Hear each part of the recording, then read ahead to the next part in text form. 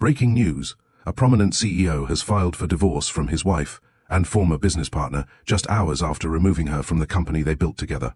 But that wasn't the part that shocked everyone.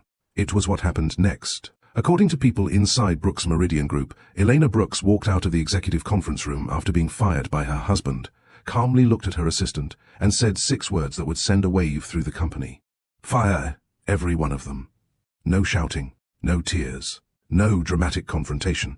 Just 6 quiet words from a woman who had spent years helping build a multi-million-dollar empire. But what nobody in that building understood that morning was this. Elena wasn't angry because her husband had finally chosen to leave. She was devastated because, somewhere along the way, she had stopped recognizing the man who was leaving. And perhaps even more painfully, she had stopped recognizing herself. Welcome to Love Stories by Mr. Johnson, where every story is more than romance. It is a lesson about love, choices, consequences, and the moments that quietly change our lives. If you're new here, please subscribe to the channel and turn on your notifications.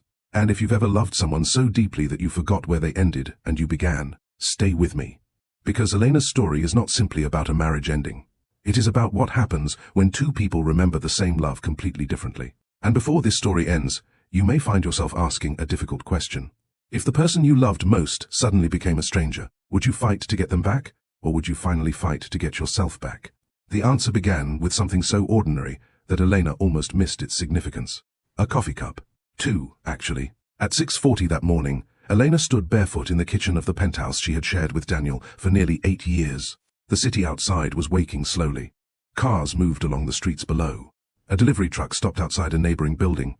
Somewhere in the distance, a siren passed and disappeared. Elena heard all of it. But she wasn't really listening. She was staring at the kitchen counter. 2 coffee cups sat beside the sink. One was white with a thin blue line around the rim. The other was black, heavy, and slightly chipped near the handle. The white cup was hers. The black cup was Daniel's. For almost 7 years, she had washed both every morning. It was such a small habit that she couldn't remember when it had started. Maybe the first week after they moved into the penthouse. Maybe earlier. There were so many things married couples did without remembering when they began. She had always washed her cup first, then his. She picked up the white one, rinsed it, added soap, washed it, set it upside down on the drying rack. Then her hand moved automatically toward the black cup. She stopped. Her fingers hovered above it. She stared at the chipped handle. And suddenly, she remembered Daniel's hand wrapped around it. Not the Daniel she had seen lately. The Daniel from years ago. He had been standing in this same kitchen, wearing a white shirt with the sleeves rolled up. His hair had been slightly messy. He had looked exhausted. She had complained about being tired. He had looked at her and said, "You're the one who insisted we do everything ourselves." She had frowned. "You said you could handle it." "I said I could handle it." "That's the same thing." "No, it isn't." She had laughed. He had smiled. Then he had taken a sip of coffee and immediately grimaced. Elena had noticed. "What's wrong?" "Your coffee." "My coffee? It's terrible." She had stared at him.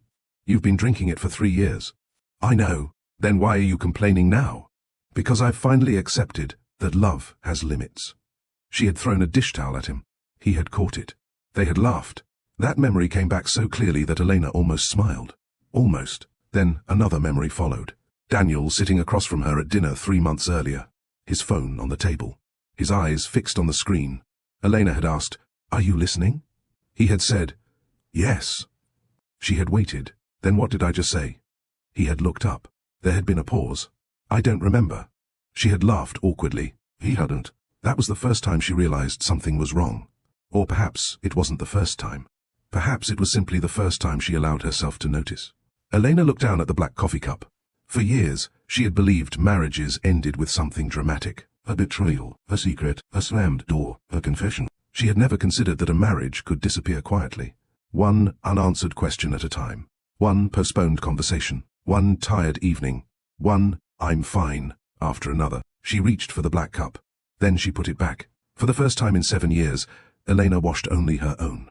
She didn't know why. She didn't know what the gesture meant. She only knew that she couldn't bring herself to wash his. She dried her hands. Her phone buzzed on the counter. A message from Marcus. "Good morning. Your first meeting is at 8:30. Daniel moved the executive review to 9. Elena read the message twice. Daniel had moved her meeting. Again, she typed, "Okay, thank you," then deleted it. Typed, "Why?" Deleted that too. Finally, she wrote, "Understood."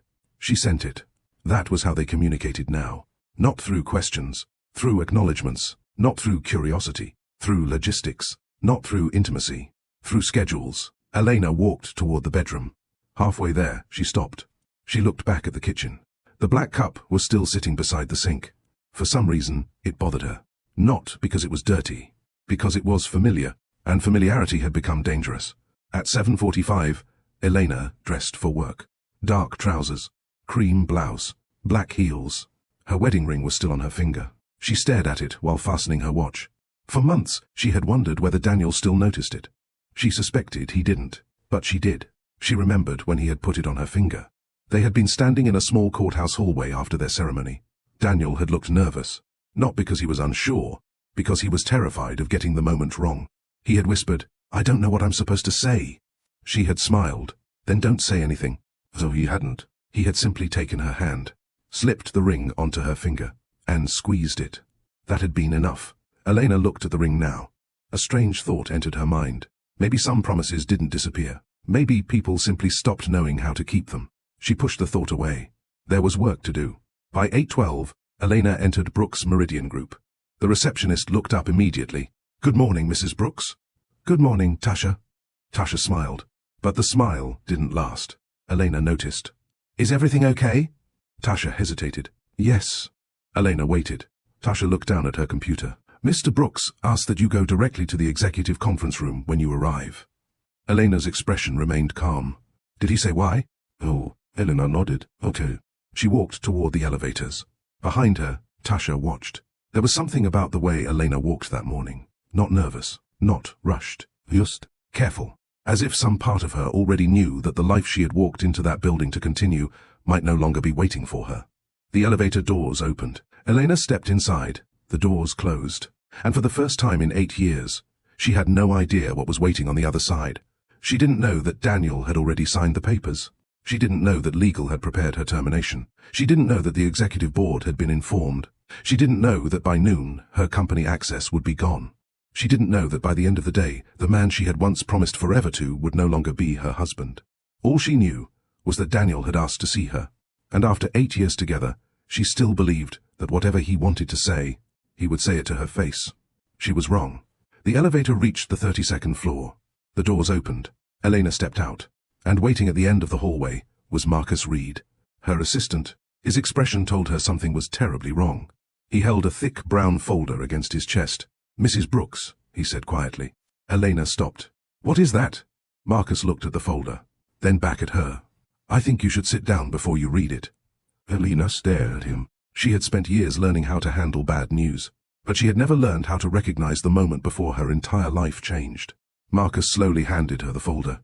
Elena took it, and when she opened the first page, she saw 3 words. Employment termination notice. Her eyes stopped moving. For several seconds, she didn't breathe. Then she looked up. "Where is Daniel?" Marcus swallowed. "He's waiting for you." "Where?" "The executive conference room." Elena closed the folder. Her voice was almost impossibly calm. "And the divorce?" Marcus froze. She had seen the second page. She already knew. Elena looked toward the conference room, then down at the wedding ring on her finger. And suddenly, the black coffee cup from that morning came back to her. She understood why she had left it unwashed. Some part of her had already known. Something was ending. She just hadn't known its name. Elena straightened her shoulders. "Let's go." Marcus followed. The conference room doors waited at the end of the hallway. Behind them was Daniel. Ahead of Elena was the end of a marriage. And somewhere between those two things was the woman she would become. She reached for the door handle, then stopped. For one final second, she closed her eyes, and remembered the man who had once told her, "I couldn't build this without you." When she opened her eyes again, she wasn't sure whether she was walking into a divorce, or into the first honest chapter of her life. She opened the door. Daniel was sitting at the far end of the conference table. He wasn't alone. A lawyer sat beside him. Another folder lay open in front of him. And the sight of that folder told Elena something she hadn't wanted to believe. This wasn't a conversation. It was a procedure. She stood in the doorway for a moment. Daniel looked up. Their eyes met. For nearly 8 years, Elena had known how to read his face. She knew when he was nervous. She knew when he was lying about being tired. She knew when a business deal had gone badly before he said a word. She knew the tiny movement of his jaw when he was angry. She knew the way his eyes softened whenever he looked at her. Or at least, she had known. Now she looked at him, and saw almost nothing. That frightened her more than anger would have. "Elena," he said. She walked inside. Marcus remained outside. The door closed. Daniel gestured toward the chair across from him. "Please sit." Elena saw. She placed the termination notice on the table. Her fingers remained on top of it. "Is this real?" Daniel looked at the papers. "Yes." "You fired me?" "Yes." "Without discussing it with me." Daniel took a slow breath. "We've discussed the company." "Not this." "Oh." Elena stared at him. The lawyer shifted in his seat. She looked at him. "Do you need to be here?" The lawyer answered carefully. "Mr. Brooks thought it would be appropriate." "For what?" Daniel spoke before the lawyer could. "For the divorce." The word landed quietly. No explosion. No dramatic sound. Just one word. Divorce. Elena had heard it before. She had heard friends say it. She had seen it in newspapers. She had watched people go through it. But there was something surreal about hearing it from the man whose toothbrush had sat beside hers for years. She looked at Daniel. "You've already decided?" "Yes." "How long have you been deciding?" Daniel didn't answer immediately. "Months." Elena nodded. She looked down.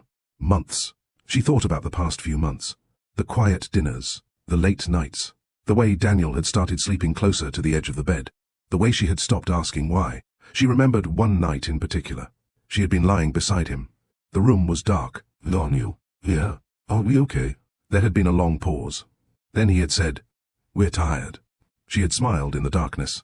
"That's not what I asked." I know. She had waited for more. Nothing came. So she had turned away. She remembered thinking, "We'll talk tomorrow." Tomorrow never came. Elena looked back at him. "Why didn't you tell me?" Daniel's eyes lowered. "I tried." "When?" "Several times." "No, Daniel." Her voice remained quiet. "You thought about telling me." He looked at her. "That's not the same thing." He didn't respond. The lawyer looked between them. Elena continued. "You didn't tell me." "I didn't know how." "Neither did I." That sentence seemed to surprise both of them. For the first time since she entered the room, Daniel's expression softened. Elena saw it. And for a moment, the years disappeared. She saw the young man from the tiny office. The man who had once been afraid to spend money on lunch because the company needed every dollar. The man who had slept on a folding chair because he was too tired to drive home. The man who had once looked at Elena and said, "If this works, it'll be because we did it together." She looked away. "You should have told me." "I know." "No." She looked back at him. "You should have told me before you decided." Daniel nodded. "I know." The lawyer quietly pushed another document across the table. Elena didn't touch it. "What's that?" "The divorce petition." She stared at it. She had expected to feel rage. Instead, she felt something much more complicated. Grief, not just for Daniel, for the woman she had been when she first met him. For the dreams they had made. For the apartment they had rented before they could afford the penthouse. For the nights they had eaten cheap takeout because they were saving money. For the first major contract. For the first time Daniel had called her his partner. For every morning she had made his coffee. She realized she wasn't grieving a single relationship. She was grieving an entire version of her life. Daniel watched her. "I didn't want to hurt you." Elena looked at him. "But you did." "I know. You fired me." "I thought it was necessary." "You divorced me." "I thought that was necessary too." She nodded slowly. "Then why are you apologizing?" Daniel frowned. "Because I still care about you." Something inside Elena tightened. She almost wished he hadn't said it. "That's the problem." "What?" "You still care." Daniel stared at her. She continued. "But you decided I wasn't worth talking to." He looked down. Elena could see that the words had reached him. But she also knew they didn't change anything. People sometimes waited for apologies to reverse consequences. They couldn't. A person could regret a decision and still have to live with it. That was one of the hardest truths Elena had learned. She picked up the divorce papers. She read the first page. Then the second. Then the third. Her hands were steady. Daniel watched her. "You don't have to sign today." "I know. You can take them home." "I know. Talk to your attorney." "I know." He stopped. Elena looked up. "You keep saying things you think I don't know." Daniel was silent. She almost smiled. It was a familiar argument. Years ago, he would have smiled too. This time, neither of them did. Elena closed the folder. "Why was I fired?" Daniel's expression changed. "We've talked about this." "No, we haven't." He leaned back. "The board believes the company needs a different structure." And you agree? Yes. Why? Daniel hesitated. Because you've been absent. Elena's eyebrows lifted. Absent? Emotionally. She stared at him. You fired me because I was emotionally distant? Not exactly. Then what exactly? Daniel rubbed his forehead.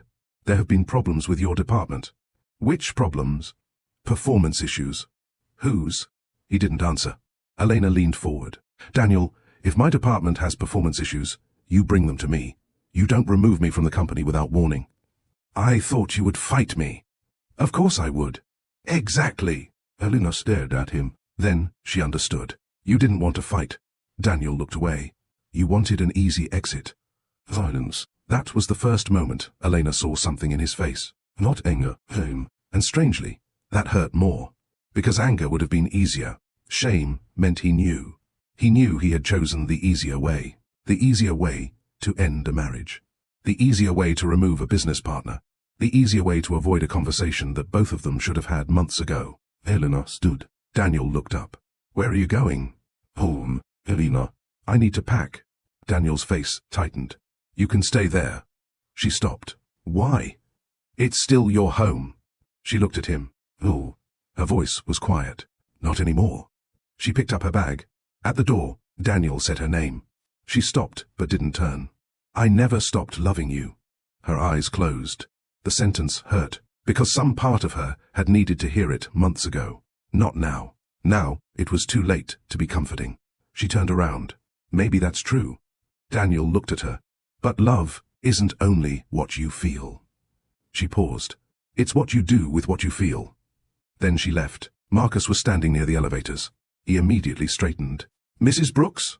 Elena walked past him. Let's go. Marcus followed. They entered the elevator.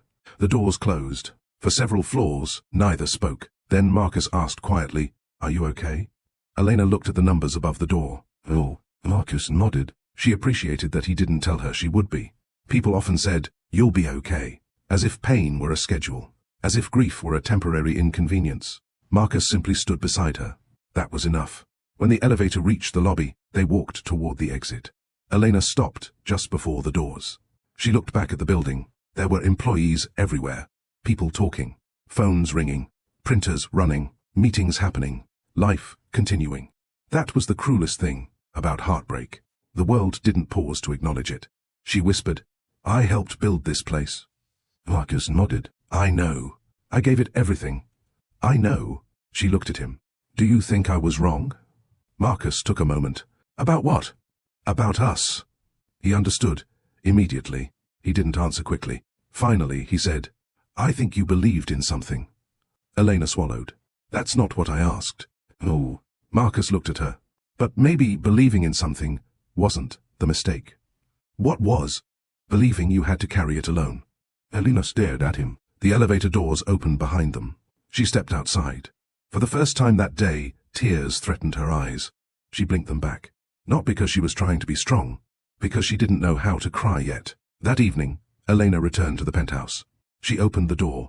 The apartment was quiet. Daniel's shoes were gone from the hallway. His jacket wasn't hanging on the chair. His keys weren't in the bowl. She walked into the kitchen. The black coffee cup was still beside the sink. She stared at it. That morning, she had left it there. Now she understood why. She picked it up. For a moment, she considered washing it. Then she didn't. Instead, she placed it inside a cabinet. Not thrown away. Not destroyed. Just put somewhere she didn't have to see it every morning. She walked to the bedroom. Her wedding photograph sat on the dresser.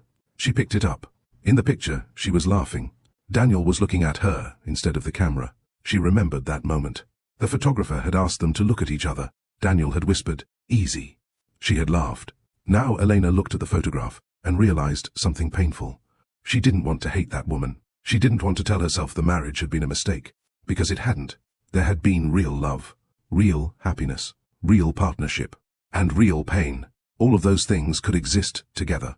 That was the part nobody taught you. Sometimes a relationship didn't have to be fake for it to end. Sometimes two people could genuinely love each other and still fail each other. Elena placed the photograph face down. Then her phone rang. Marcus. She answered. Hello?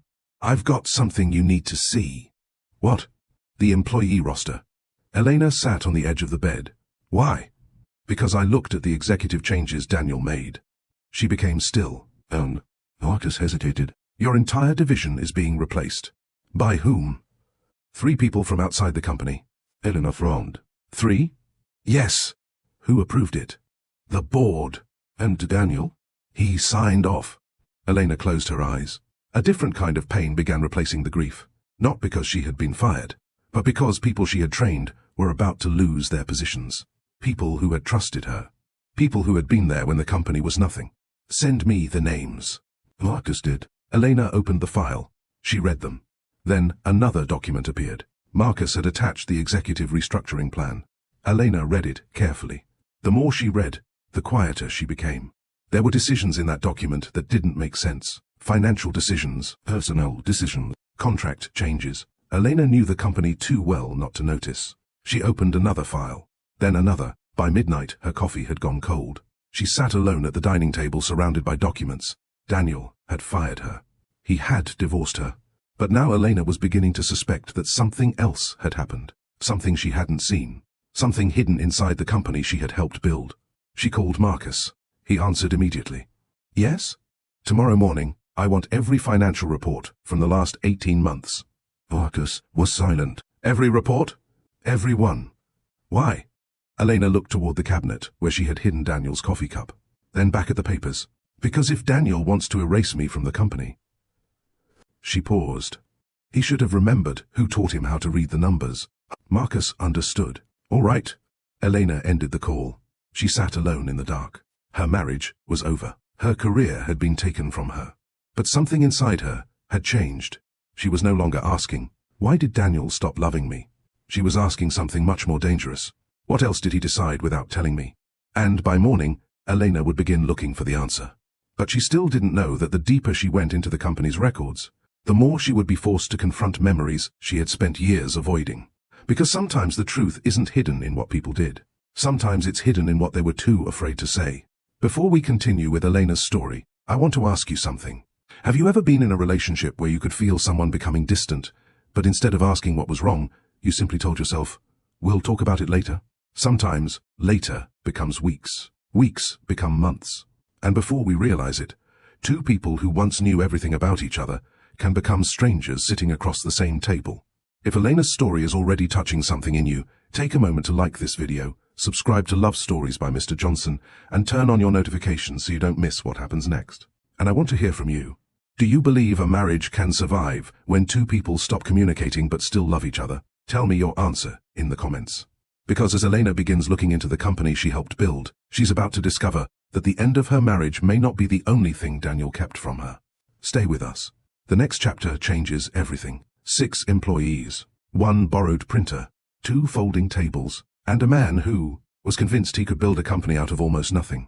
That was how Elena first met Daniel Brooks. Not at a charity gala, not in a luxurious office, not across a crowded restaurant where someone spilled champagne and their eyes met. There was nothing cinematic about it. It was a Tuesday afternoon in October, and Elena was standing outside a small office building in Chicago, holding a cardboard box full of accounting files while rain soaked the shoulders of her coat. She was 29. Daniel was 31. Neither of them knew they would eventually marry. Neither knew they would build a company together. Neither knew that years later, one of them would sit across a polished conference table and tell the other that their marriage was over. At the time, they were simply 2 people trying to figure out what came next. And perhaps that was why their beginning mattered so much. Because before they became husband and wife, they became people who understood each other. Elena had been hired as a temporary operations consultant. The company was called Meridian Logistics Solutions. At the time, the name sounded more impressive than the business actually was. The office occupied the 2nd floor of an aging building above a hardware store. The elevator smelled like dust. The hallway lights flickered. The carpet had stains that seemed older than Elena. She had almost turned around. Then she heard someone arguing through an open office door. "I don't care what they promised you," a man's voice said. "We can't pay for something we haven't been paid for." Elena stopped. The voice wasn't angry. It was tired. She continued walking. A young woman behind a desk pointed toward the conference room. "Mr. Brooks is expecting you." Elena nodded. "Thank you." She knocked. "Come in." She opened the door. Daniel was standing over a table covered in paperwork. He wore a wrinkled blue shirt. His tie was missing. His sleeves were rolled up. There were dark circles beneath his eyes. He looked nothing like the executives Elena had worked with at larger companies. He looked exhausted. He also looked like someone who had forgotten lunch. He glanced up. "Elena Brooks?" "Yes, I'm Daniel." "I know." He smiled. "Right." She held out her hand. He shook it. His palm was warm. His grip was firm. Then his eyes moved toward the cardboard box in her arms. "What's that?" "Your files." "My files?" "The ones you sent me." "I sent you 12 files. You sent me 14. Daniel blinked. "Why?" "Because 2 were attached to the wrong email." He stared at her, then laughed. "You actually checked them?" Elena frowned. "Was I not supposed to?" "No." He laughed again. "No, I just—" He shook his head. "You're the first person we've interviewed who actually read everything." Elena put the box on the table. "I was paid to read it." Daniel smiled. "Fair enough." She noticed the office behind him. There were only a handful of desks, no reception area, no expensive furniture, no polished conference room. A printer sat on a chair because there wasn't enough space on the desk. Elena looked around. "You said the company had 12 employees." Daniel looked embarrassed. "We did." "Where are the others?" 6 left." "When?" "Last month." "Why?" "Money." She nodded. Daniel looked at her. "You're probably wondering why you're here." "I am." He sat. "I need someone who can organize operations." "Why can't your current team do it?" "They're good people." "That's not what I asked." Daniel smiled. "You really don't waste words." "I try not to." He leaned back. "The problem is that everyone here is doing 3 jobs. So are you." He looked surprised. "How do you know?" "You haven't eaten." He glanced at the clock, then laughed. "Okay." Elena smiled. It was the first time they both laughed together. It was small, unimportant. Neither of them remembered it later as the moment they fell in love. But perhaps it was the first moment they recognized something familiar in each other. They were both tired. They were both stubborn. And neither was particularly interested in pretending otherwise. Elena stayed. The temporary contract became 3 months, then 6, then permanent. She learned the company's systems. Then she discovered there weren't really systems. So she created them. She reorganized invoices, renegotiated vendor schedules, built tracking spreadsheets, created procedures. Daniel watched her work. At first, he simply appreciated her competence. Then, he began relying on it. One evening, Elena was still in the office at 10:30. Daniel walked out of his office. "You should go home." "So should you." "I'm the CEO. And I'm tired." He laughed. "That's not an argument." "It is after 10. He looked at her desk. "You've been working on that for 3 hours." "Because your numbers were wrong." "My numbers?" "Yes." He walked closer. "What's wrong with them?" "You projected revenue from contracts that haven't been signed." Daniel frowned. "Those contracts are practically signed." "Practically isn't a number." He stared at her. Then he smiled. "You're ruthless." "I'm accurate." "Same thing." She shook her head. "Go home, Daniel." He didn't. Instead, he sat across from her. "Tell me what you're seeing." And she did. For the next hour, they worked through the numbers. There was no romance, no flirting, no lingering glance. Just 2 exhausted people trying to keep a struggling company alive. But something happened that night. Daniel listened. Not politely, not because he was the boss. He genuinely listened. When Elena disagreed, he didn't become defensive. When she pointed out a mistake, he didn't take it personally. When she suggested something better, he used it. And Elena realized something she hadn't expected. She felt comfortable around him. Not excited, not nervous. Comfortable. That feeling would later become one of the most important memories of her life. Months passed. The company slowly improved. They hired more employees. Revenue increased. The office moved into a larger space. Daniel started sleeping more. Elena started laughing more. Their friendship deepened. Sometimes they ate lunch together. Sometimes they stayed late. Sometimes they argued. But even their arguments felt different. Daniel once found a folder on the desk. "You can't keep changing the entire process without telling me." Elena looked up. "You hired me to fix it." "I hired you to manage it." "Then stop interfering. I am the CEO. And I'm the person cleaning up after your decisions."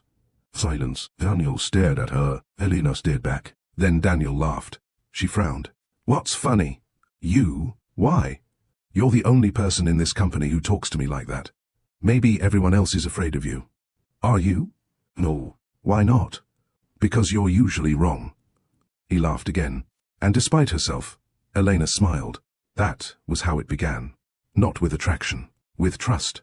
The first time Daniel asked Elena to dinner, she assumed it was about work. They had just closed their largest contract. He called her at 6. "Are you busy?" "Yes." "What are you doing?" "Going home." "That's not busy." "It is." He laughed. "Have dinner with me." "Why?" "To celebrate." "With the team?" "Just us." Elena paused. "Why?" Daniel was quiet. Then he said, "Because you're my friend." The word mattered. Friend, not employee, not consultant, not business partner. Friend.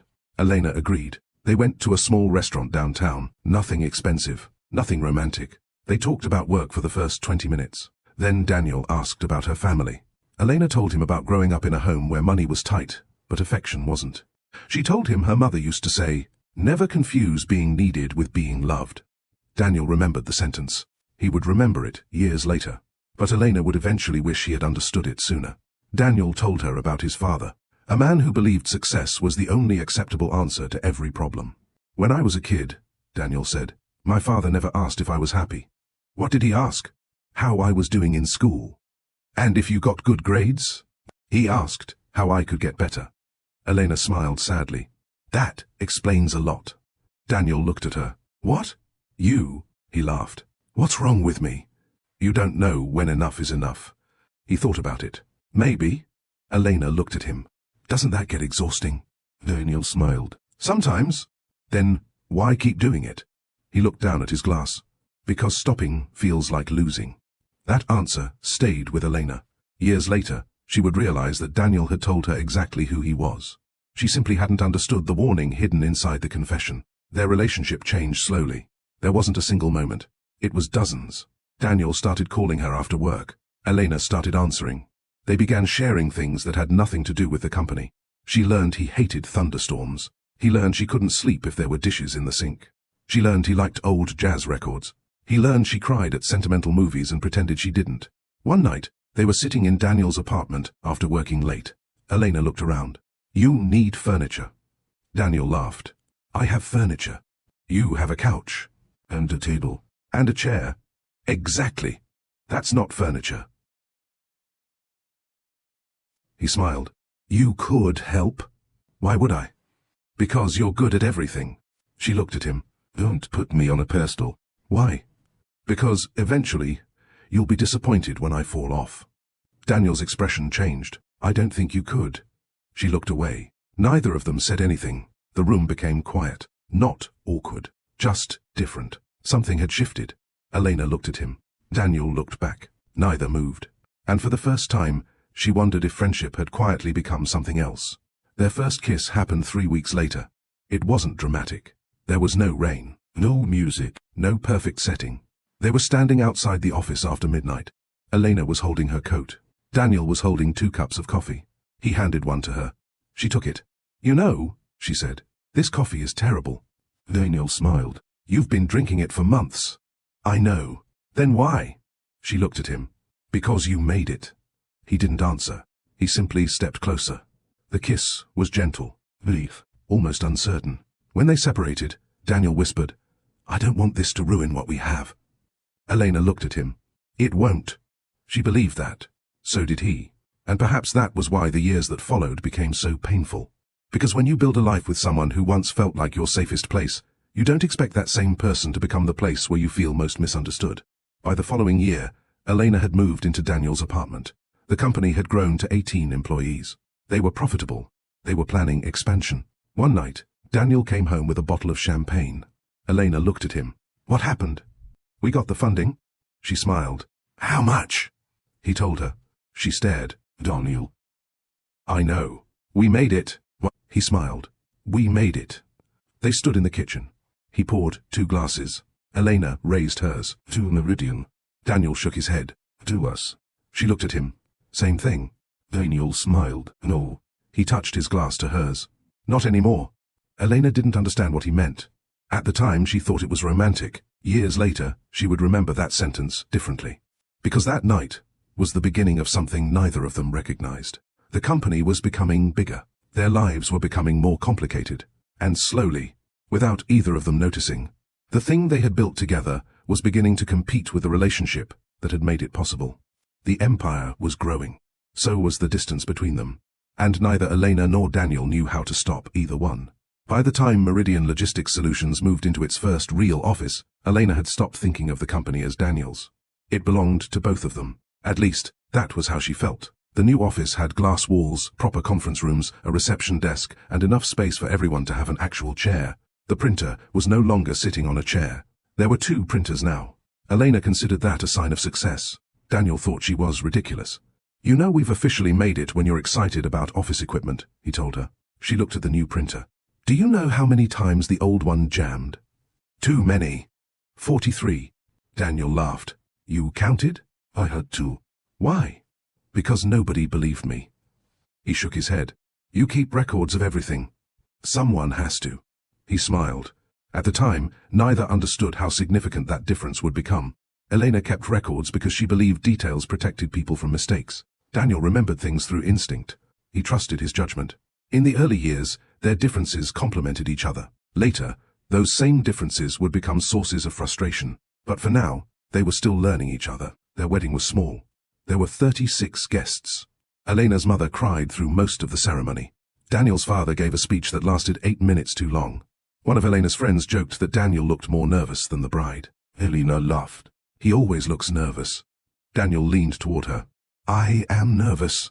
"Why?" "Because I have to say something in front of everyone." "You can read your vows." "I know." "Then what's the problem?" He looked at her. "I'm not worried about forgetting the words." "What are you worried about?" "That I'll say them, and not be able to live up to them." Elena's expression softened. "You don't have to be perfect." "I know." "Then stop trying." He smiled. "You make that sound easy." "It isn't." She squeezed his hand. "But we can figure it out." Those were the words Elena remembered most clearly from their wedding day. Not the vows, not the music, not the photographs. We can figure it out. She had believed marriage meant 2 people solving problems together. She still believed it. What she hadn't understood was that solving problems required both people to admit there was a problem. For the first few years they did. When the company struggled, they talked. When money was tight, they talked. When Elena wanted to expand too quickly, Daniel challenged her. When Daniel wanted to take a risky contract, Elena questioned him. Sometimes they argued for hours. Sometimes one of them walked away. But eventually, they came back.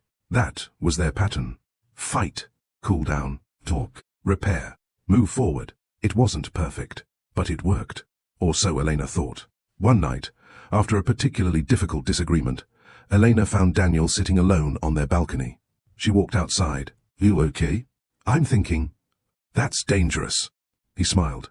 She sat beside him. "What are you thinking about?" "Yes." She waited. Daniel looked out at the city. "Do you ever worry this company will become everything?" Elena frowned. "Everything?" "Everything we talk about." She thought about it. "Maybe." Daniel looked at her. "What if it does? Then we make time for each other." "How?" She shrugged. "We'll figure it out." He smiled. "That's your answer to everything." "Because it usually works." Daniel looked at her for a long time. Then he reached for her hand. "I don't want to lose you." "You won't."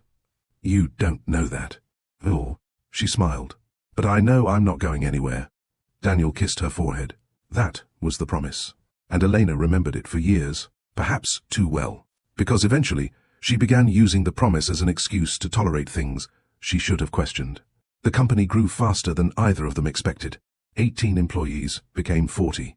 40 became 80. Then more. Daniel became increasingly visible. Business magazines interviewed him. Investors wanted his attention. People started introducing him as a visionary. Elena didn't mind. She was proud of him. But something changed when other people began praising Daniel for things they had built together. At first, she ignored it.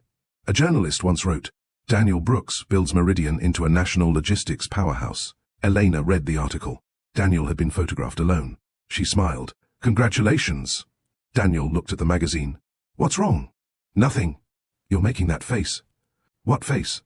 "The one you make when you say nothing." She laughed. "Nothing is wrong." He looked at her. "Are you sure?" "Yes." He put the magazine down. "Elena," she sighed, "it's fine." That was the first time she said it. "It's fine." She would say it hundreds of times over the years. At first it meant, "I don't want to argue." Later, it meant, I'm hurt, but I don't know how to explain it. Eventually, it meant nothing at all. One afternoon, Elena overheard two executives talking. Daniel built this place from scratch. He's brilliant. He took all the risks. Elena walked past them. She didn't interrupt. She didn't correct them. She didn't say, I was here. She didn't say, we did this. She simply kept walking. That evening, Daniel found her in the kitchen. You've been quiet. I'm tired. Work? Yes. He watched her. Something happen? No. He accepted the answer. That was the problem. He accepted it. And Elena allowed him to. A conversation that should have taken 5 minutes never happened. Then another didn't. Then another. Small disappointments began accumulating. Neither of them noticed the wait.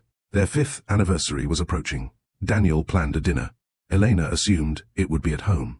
Instead, he took her to the restaurant where they had eaten their first dinner together. She smiled when they entered. You remembered?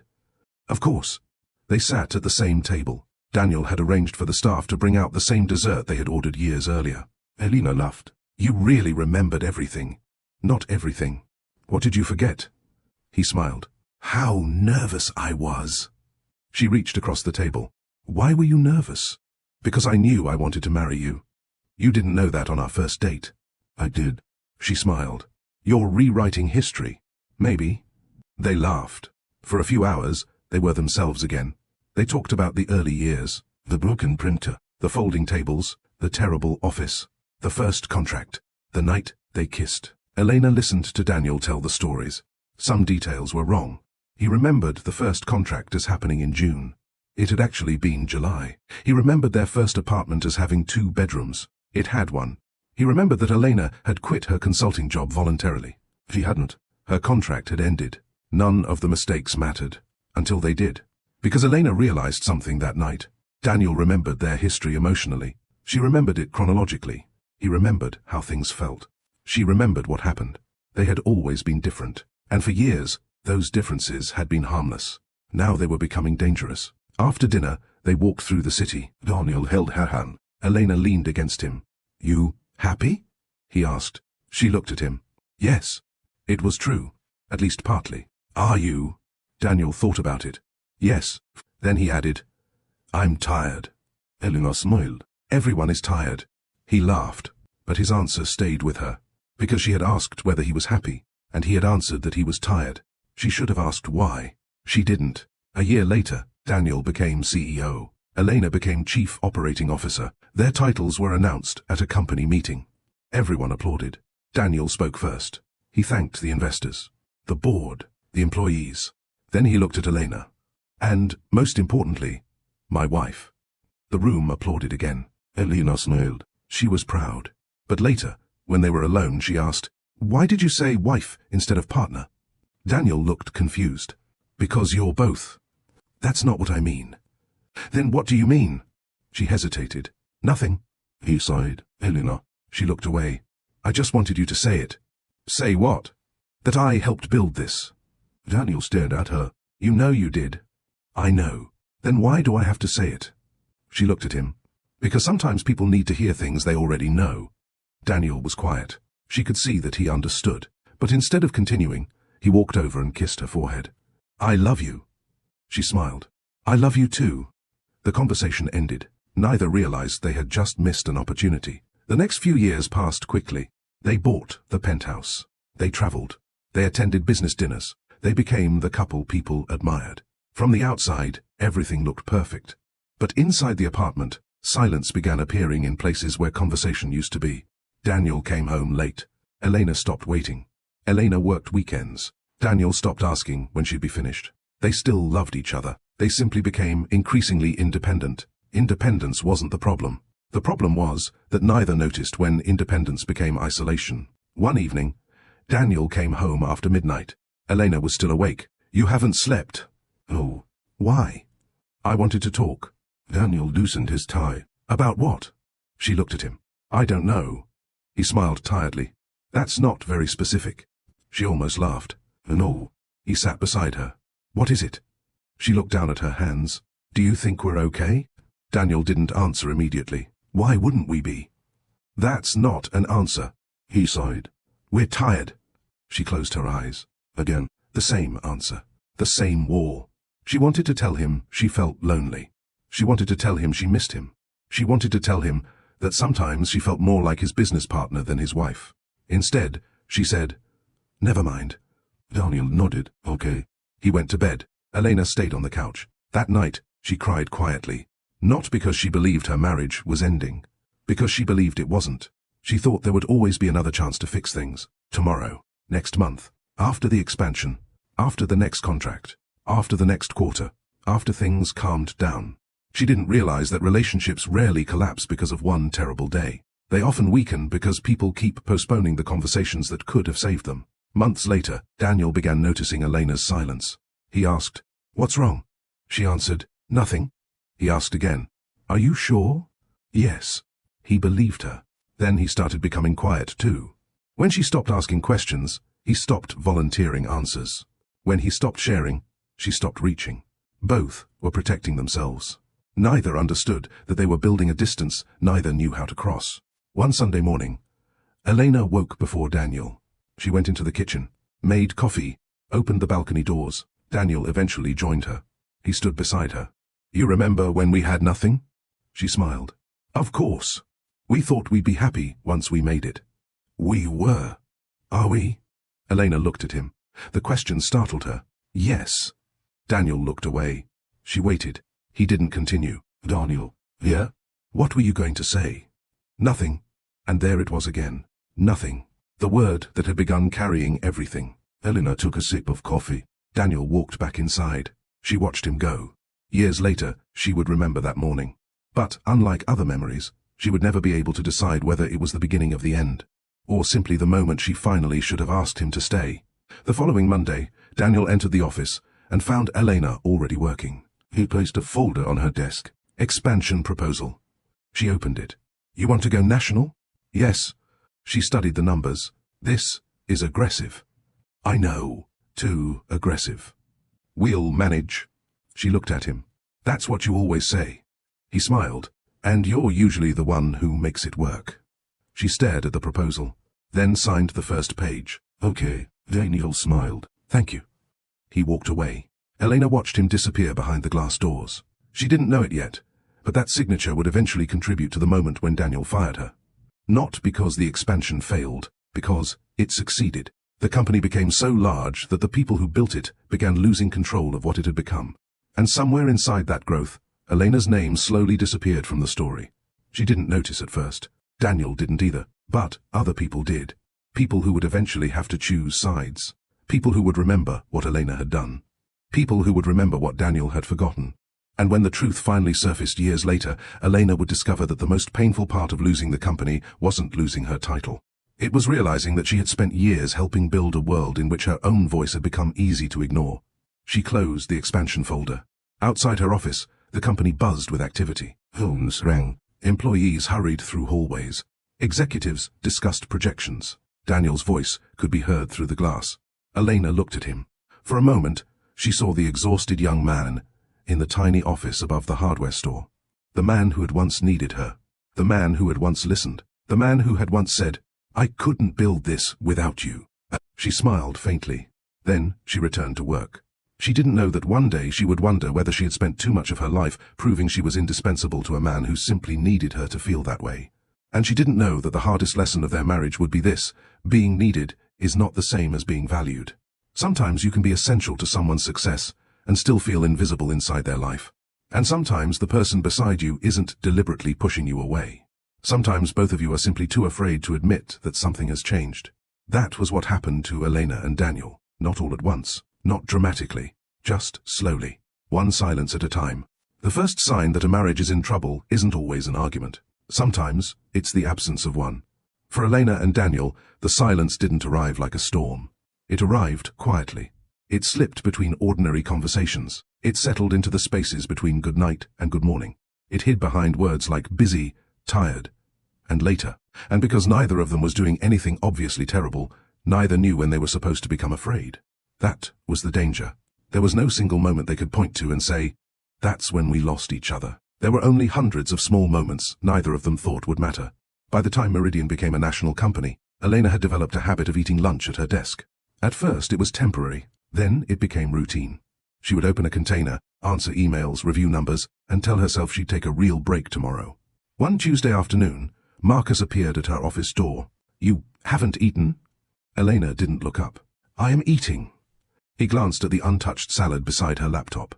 "You're looking at food." "I'm going to eat." "When?" She checked the clock. "After this."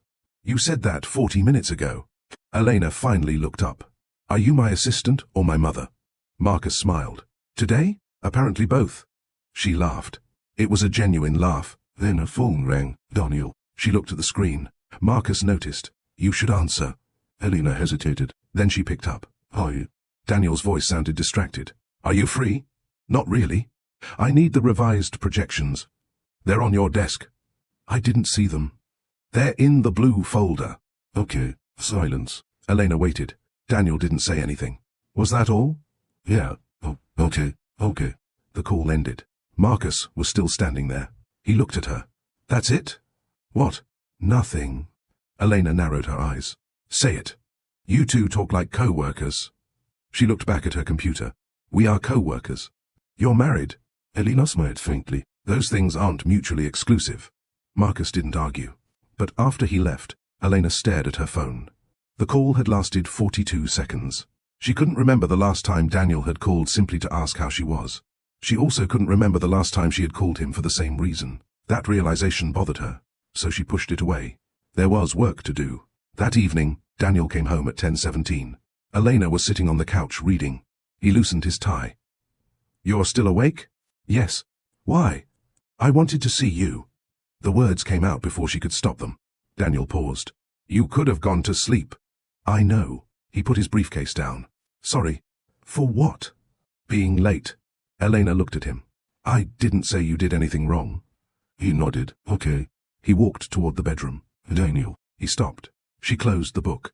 "Can we talk?" He turned around. "About what?" She hesitated. She had imagined this conversation several times. In every version, she knew exactly what to say. Now that he was standing there, she couldn't find the words. "I don't know." Daniel exhaled. "Elena." "What?" "I'm exhausted." "I know." "Can we do this tomorrow?" She looked at him. "Tomorrow?" The words sounded harmless. "Okay." He disappeared into the bedroom. Elena remained on the couch. She opened her book again. She read the same paragraph 4 times. She didn't absorb a single sentence. The next morning, Daniel left before she woke. There was a note on the kitchen counter. "Early meeting. See you tonight." Elena picked it up. She smiled. Then she folded it and put it in the drawer. She didn't know why she kept notes like that. Maybe because they were proof that he still thought about her. Maybe because she was afraid that one day there wouldn't be any. That afternoon, Elena received an invitation to a business dinner. Daniel was hosting it. She assumed they would attend together. When she mentioned it, he looked surprised. "You got the invitation?" "Yes." "I thought you were busy." "I can rearrange things." He frowned. "You don't have to." "I know. You've been working non-stop." "So have you." "Exactly." Elena studied him. "Do you want me there?" Daniel looked at her. "Of course." But there was a pause before he answered. It was barely noticeable. Elena noticed. "Okay." She went back to her office. That evening, she changed twice before settling on a black dress. She stood in front of the mirror. For a moment, she wondered whether Daniel would notice. Then she felt foolish for wondering. They had been married for years. Of course he would notice. When she entered the restaurant, Daniel was already speaking with investors. He saw her. His eyes moved over her. Then he smiled. "You look beautiful." She smiled back. "Thank you." He kissed her cheek. Then someone called his name. He turned away. Elena stood there for a second. Then she joined the conversation. The evening went well. Daniel was charming, confident, funny. He made people laugh. Elena watched him from across the room. She remembered the young man who had once been too nervous to order dessert on their first dinner because he was worried about spending money. Now people waited for him to speak. She was proud. She was also lonely. That contradiction confused her. How could you be proud of someone and still feel abandoned by them? How could you love someone and feel invisible beside them? She didn't know. So she did what she had become good at. She said nothing. On the drive home, Daniel asked, "Did you have a good time?" "Yes." "Good." Silence. Elena looked out the window. "Daniel?" "Yeah?" "Do you ever miss us?" He glanced at her. "What do you mean?" "Before all this." He looked back at the road. "We're still us." Are we? He was quiet. What does that mean? She shook her head. Nothing. Daniel sighed. You keep doing that. Doing what? Starting a conversation and then saying nothing. Elena looked at him. You don't exactly make it easy. He frowned. How? You're never here. I'm right here. You know what I mean. No, I don't. She turned toward him. You used to ask me questions. I still do. About work. What else am I supposed to ask? Elena looked away. The car became quiet. Finally, Daniel said, If you're unhappy, just tell me. She stared through the windshield. I am. The words surprised both of them. Daniel tightened his grip on the steering wheel. Why? Elena swallowed. I don't know. He waited. She continued. I feel like I'm living beside you instead of with you. Daniel's jaw tightened. I don't understand. I know. Then explain it. I don't know how. He shook his head. Then what do you want me to do? Elena looked at him. I don't know. There it was again. The sentence that would eventually become a wall between them. I don't know. Daniel pulled into their driveway. He turned off the engine. Neither moved. You know what? He said. What? Maybe we're both tired. Elena closed her eyes. She had heard that answer before. Maybe. They got out of the car. They walked into the house. They went upstairs. They went to bed. No one slammed a door. No one threatened divorce. No one said anything unforgivable. And yet, something had shifted. The next morning, Elena woke before Daniel. She watched him sleep. For a few seconds, he looked like the man she remembered. Peaceful, familiar, safe. She almost reached for him. Then she stopped. She didn't want to wake him. At least, that's what she told herself. She got out of bed, went to the kitchen, made coffee, and began another day. Weeks passed, then months. The company expanded again. Daniel hired new executives. Elena's responsibilities changed. Decisions that once required both their signatures were now being made without her. At first, she didn't object. She assumed it was because the company was growing. Then one day, she discovered that Daniel had hired a new chief strategy officer without telling her. She walked into his office. Who is Michael Carter? Daniel looked up. He's joining us next month. Why wasn't I involved?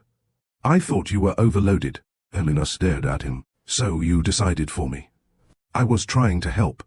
You didn't ask. I didn't think you'd want another meeting. She laughed once. Not because it was funny. Because she didn't know what else to do. You didn't think I'd want a meeting? Daniel looked frustrated. Elena, it's a senior executive hire. Exactly. We don't have time to discuss every decision. You didn't have time to discuss this one. Daniel stood. I've been trying to reduce your workload. Then ask me what I want. I shouldn't have to. Why? Because I know you. That sentence stopped her. She looked at him. For years, those words would have comforted her. I know you. Now, they sounded different. No, she said quietly. You knew me. Daniel stared at her. She turned and walked out. That night, Elena sat alone in the kitchen. She looked at the black coffee cup. Daniel entered. He saw her. Are you still upset? She didn't answer. He opened the cabinet. Did you eat? Yes. He poured himself water. Then he sat across from her. I'm sorry. She looked at him. For what? For not telling you about Michael. She nodded. Thank you. I didn't mean to exclude you. I know. Then why are you still angry? Elena looked at him. Because she didn't know how to explain that Michael wasn't the problem.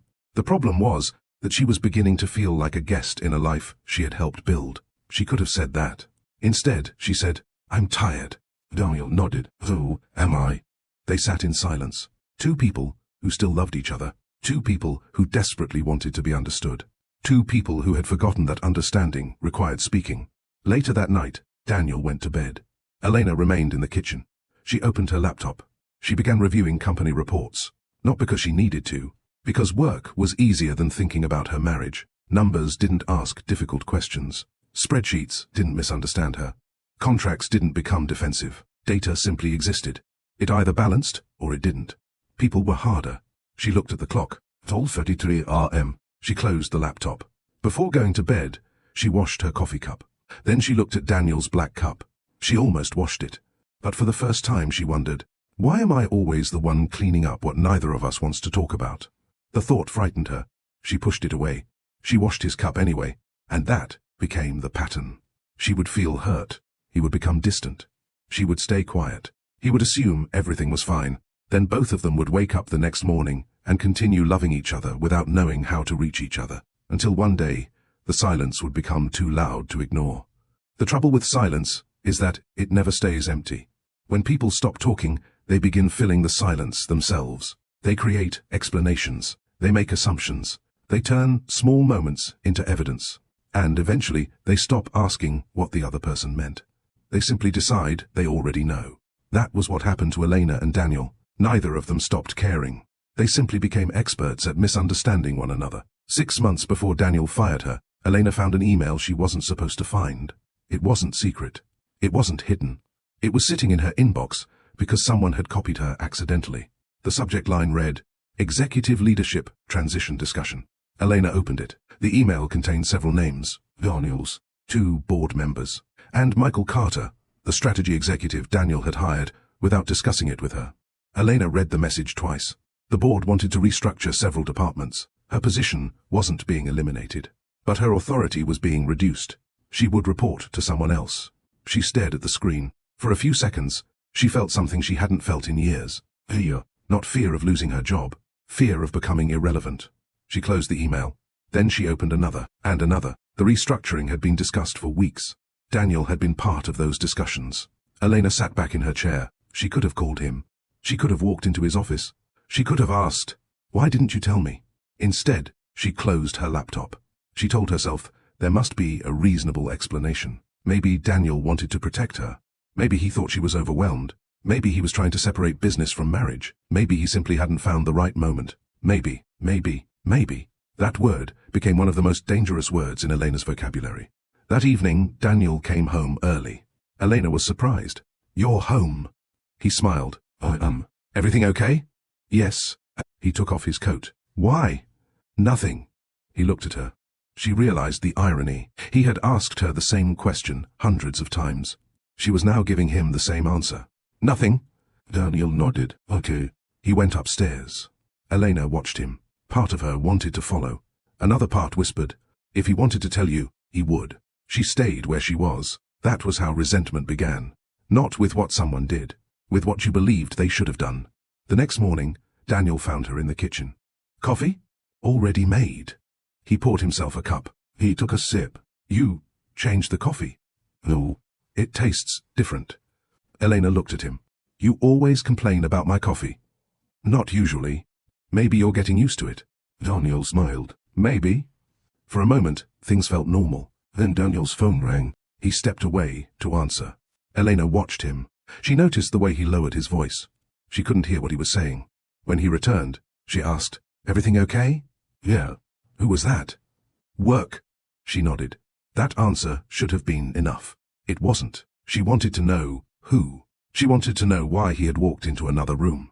She wanted to know what he was hiding. But she didn't ask, because asking felt like accusing, and accusing felt like admitting she no longer trusted him. So she said nothing. Daniel noticed her expression. "What's wrong?" "Nothing." He sighed. "Elena, I'm fine." He nodded. But inside, something changed. He began thinking, she doesn't trust me. Elena began thinking, he's hiding something. Neither was completely true. Neither was completely false. The distance widened. A week later, Daniel invited Elena to a board dinner. She almost declined. Then she remembered that they had barely spent time together.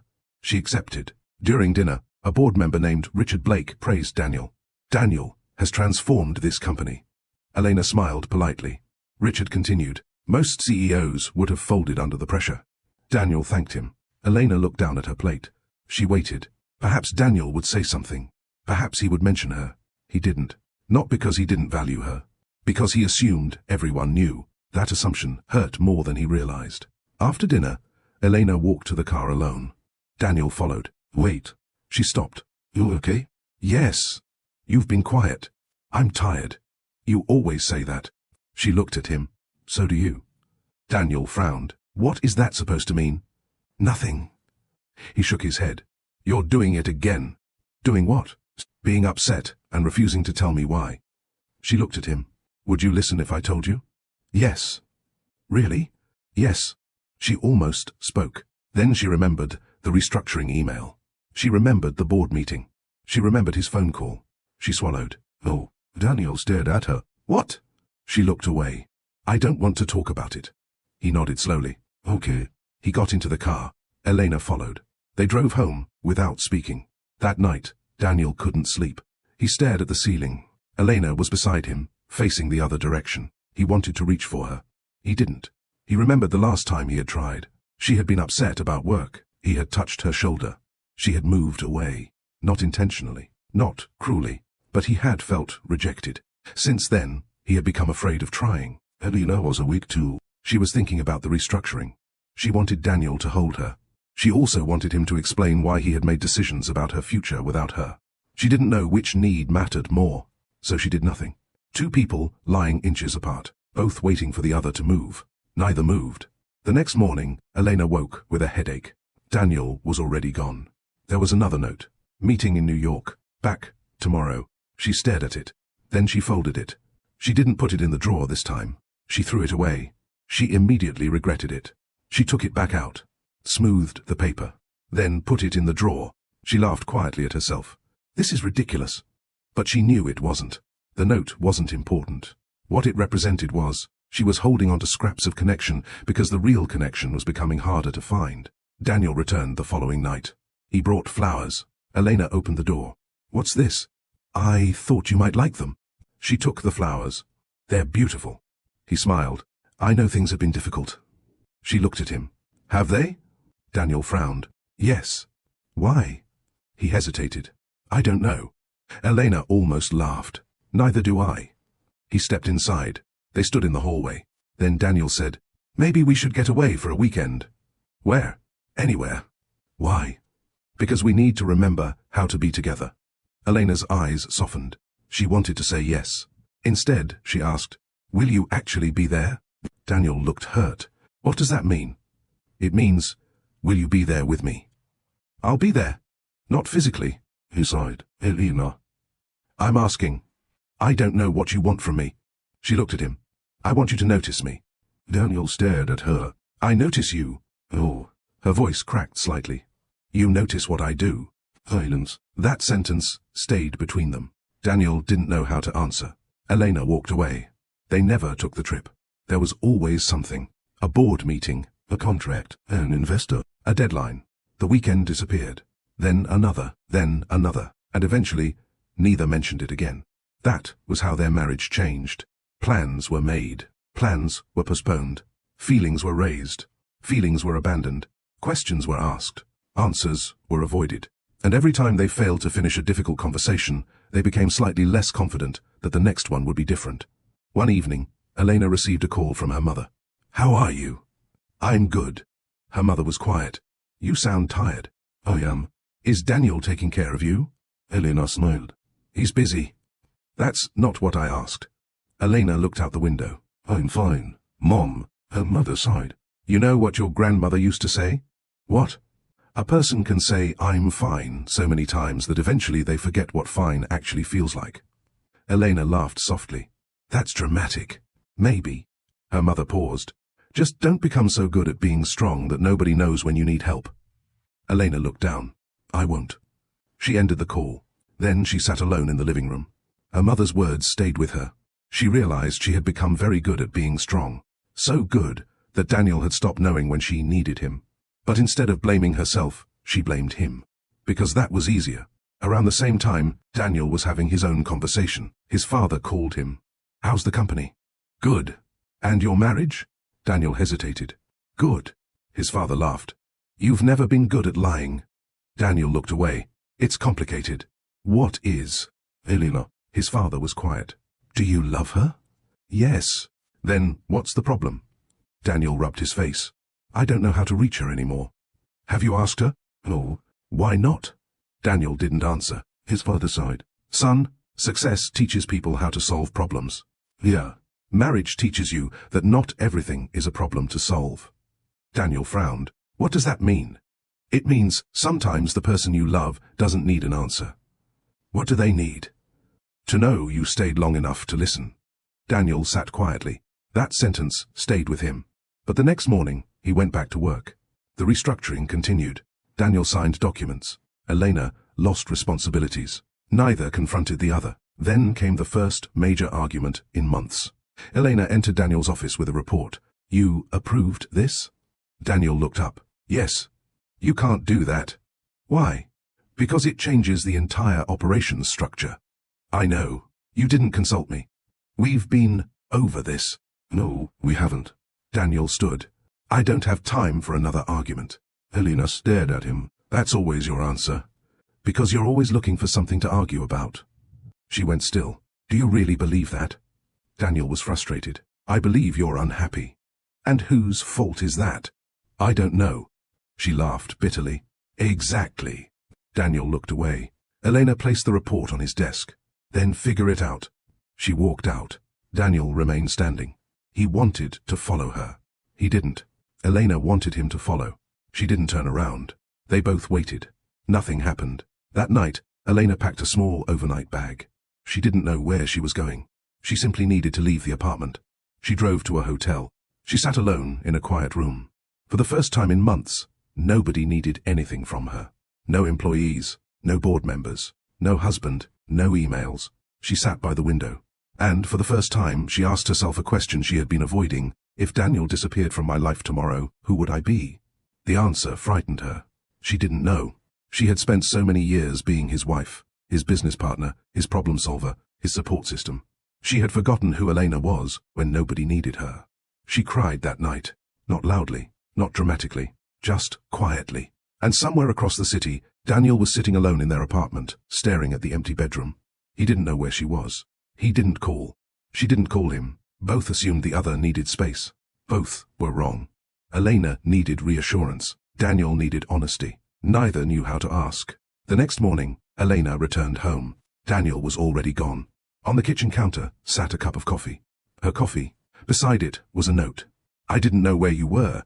I was worried." She read it twice. Then she sat down. For a moment, she considered calling him. She didn't. Instead, she opened her laptop. Work, numbers, reports, anything that didn't require her to say, "I'm scared." Anything that didn't require Daniel to say, "I'm scared too." That was the tragedy. Neither of them had stopped loving the other. They had simply become afraid that admitting how much they needed each other would make them vulnerable. So they chose silence. And silence slowly became a language both of them learned to speak. By the time Daniel finally decided their marriage was over, neither would remember exactly when the love had become so difficult. They would only remember the moments when they had tried to reach each other and turned away. And that was what made the ending so painful. There had never been one villain. There had only been two people who kept waiting for the other to say the words first. "I'm hurt. I'm afraid. Please, stay." And by the time either of them was brave enough to say them, the decision had already been made. 3 days after the divorce papers arrived, Elena stopped asking why Daniel had left. She started asking what he had changed. There was a difference. The first question belonged to a wounded wife. The second belonged to the woman who had spent 15 years learning how to find problems inside numbers that other people thought were perfectly normal. And Elena had always trusted numbers. People could forget. People could become defensive. People could remember events differently. Numbers did not have feelings. If something was missing, there was usually a reason. If something didn't balance, someone had made a mistake. And if the same inconsistency appeared often enough, it wasn't an accident anymore. That morning, Elena sat at her dining table with 3 laptops open in front of her. Marcus had sent everything she requested. 18 months of financial reports, executive compensation changes, department restructuring documents, contract approvals, personnel transfers, board meeting minutes. Elena had spent most of the night reading. Now the coffee beside her had gone cold. She didn't notice. Her attention was fixed on a spreadsheet. She scrolled back, then forward, then back again. A number appeared in 3 different reports. It should have been the same. It wasn't. Elena leaned closer. She checked the source document. Then the transaction history. Then the approval record. Her stomach tightened. "Marcus." Her phone rang almost immediately. "Good morning. Did you sleep?" "Oh, me neither." Elena ignored that. "Pull up the North Star account." There was a pause. "Which one?" "Vendor account, ending in 4812. Marcus was quiet. "Why?" "Because it appears in 3 reports differently." "How differently?" "Enough." He understood. "Give me 10 minutes." Elena ended the call. She leaned back. For years, she had trusted Daniel with the parts of the company she didn't personally supervise. Not because she was careless, Because marriage had taught her something she had believed was wisdom. You didn't need to verify everything when you trusted the person beside you. Now she wondered whether trust had made her less careful. The thought hurt, but she didn't dismiss it. Marcus called back 11 minutes later. I found it. And it's complicated. Elena closed her eyes. Everything is complicated when people don't want to explain it. I traced the payments. What did you find? North Star received payments from Meridian. That's normal. Yes. Then what's wrong? They also received payments from a subsidiary. Elena frowned. Which subsidiary? Meridian Holdings West. Elena sat upright. That's not supposed to be active. I know. Who authorized it? That's where it gets interesting. She waited. Daniel. Silence. Elena looked at the black coffee cup sitting inside the cabinet. Daniel. For a moment she wanted to believe there was an innocent explanation. Maybe he had approved something temporary. Maybe the subsidiary was being used for an acquisition. Maybe there was a tax reason. Maybe.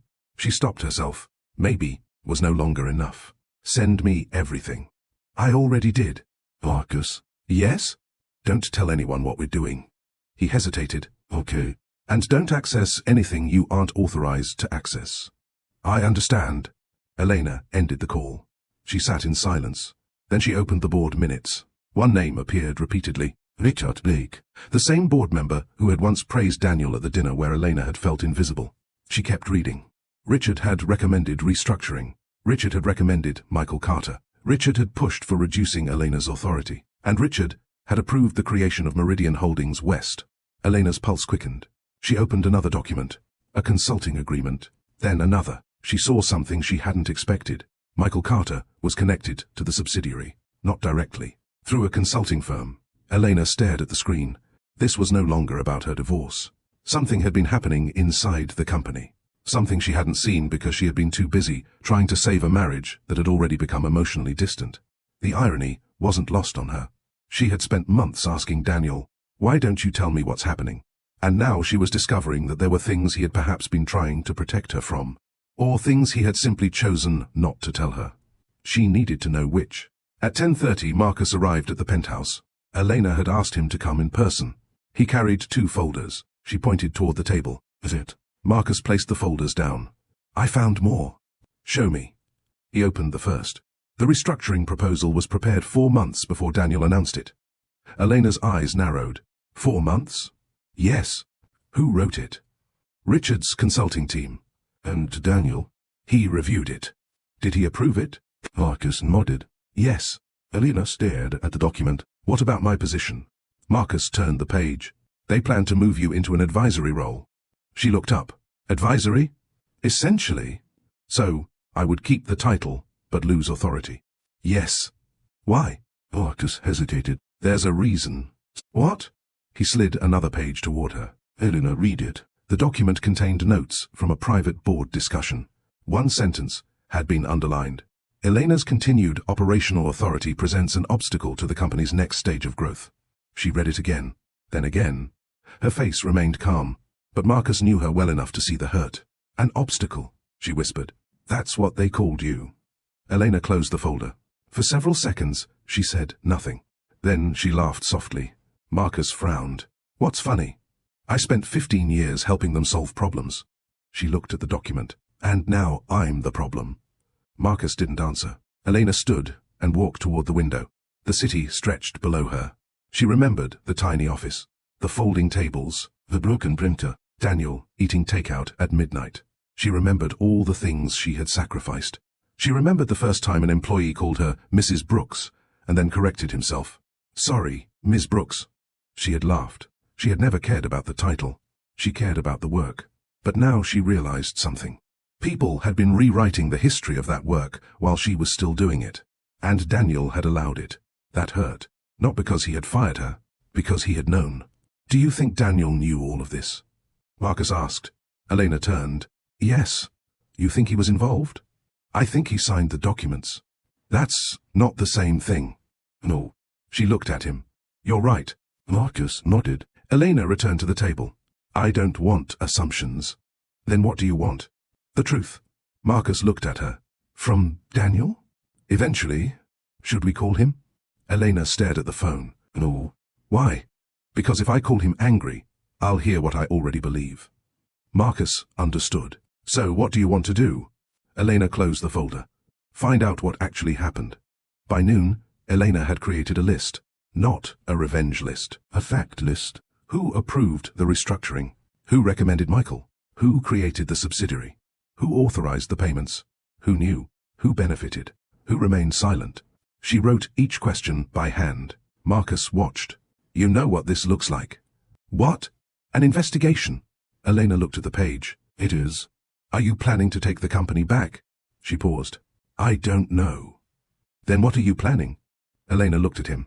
For the first time in a long time, I'm planning to know the truth before I decide what I want. Marcus smiled faintly. That's probably healthier. She gave him a look. Don't get philosophical on me. I'm your assistant. It's in the job description. She almost smiled. Then her expression changed. Marcus. Yes? I want the executive roster.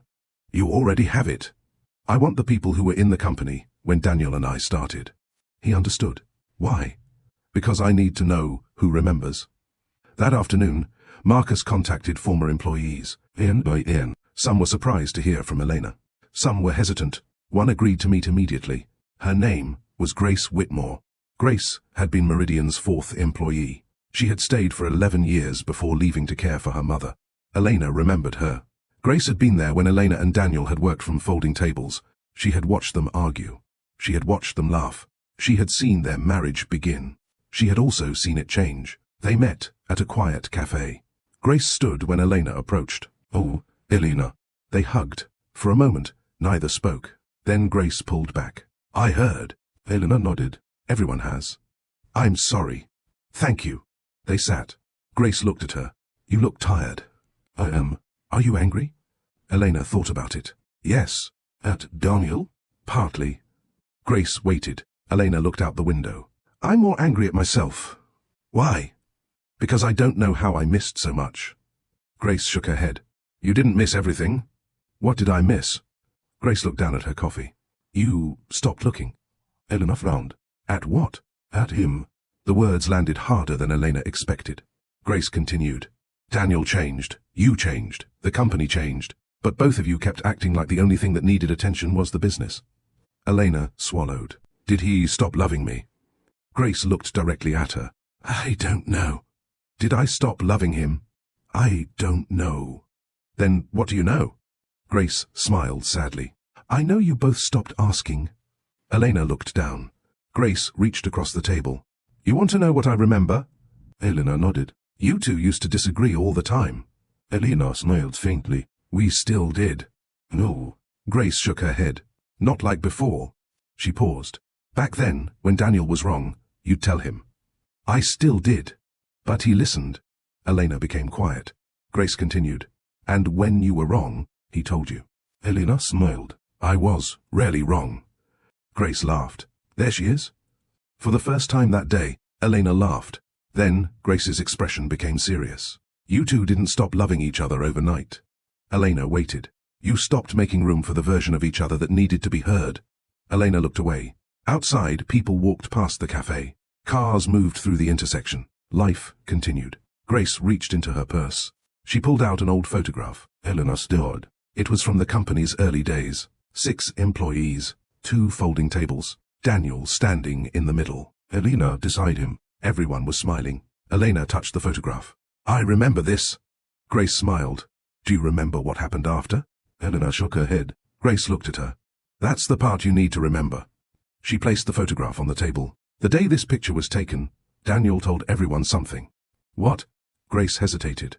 He said, if this company ever becomes more important than the people who built it, we've failed. Elena stared at the photograph. She remembered the words now. Not clearly, but enough. And suddenly, the pain in her chest wasn't just about being fired. It was about realizing that somewhere along the way, the company had become exactly what Daniel once promised it would never become. And perhaps the saddest part was that Elena had helped it happen too. She had stayed silent. She had accepted decisions. She had said, I'm fine. She had allowed her own voice to become quieter. Elena picked up the photograph. I want to see Daniel. Grace studied her. To fight? Elena shook her head. No. Then why? Elena looked at the old photograph. To ask him what happened to the man in this picture. And for the first time since the divorce, Elena wasn't thinking about getting Daniel back. She was thinking about finding out whether the man she loved had ever truly disappeared, or whether both of them had simply buried him beneath years of silence. Daniel agreed to meet her the next afternoon. Not at the company, not at their former home, not at a restaurant where someone might recognize them.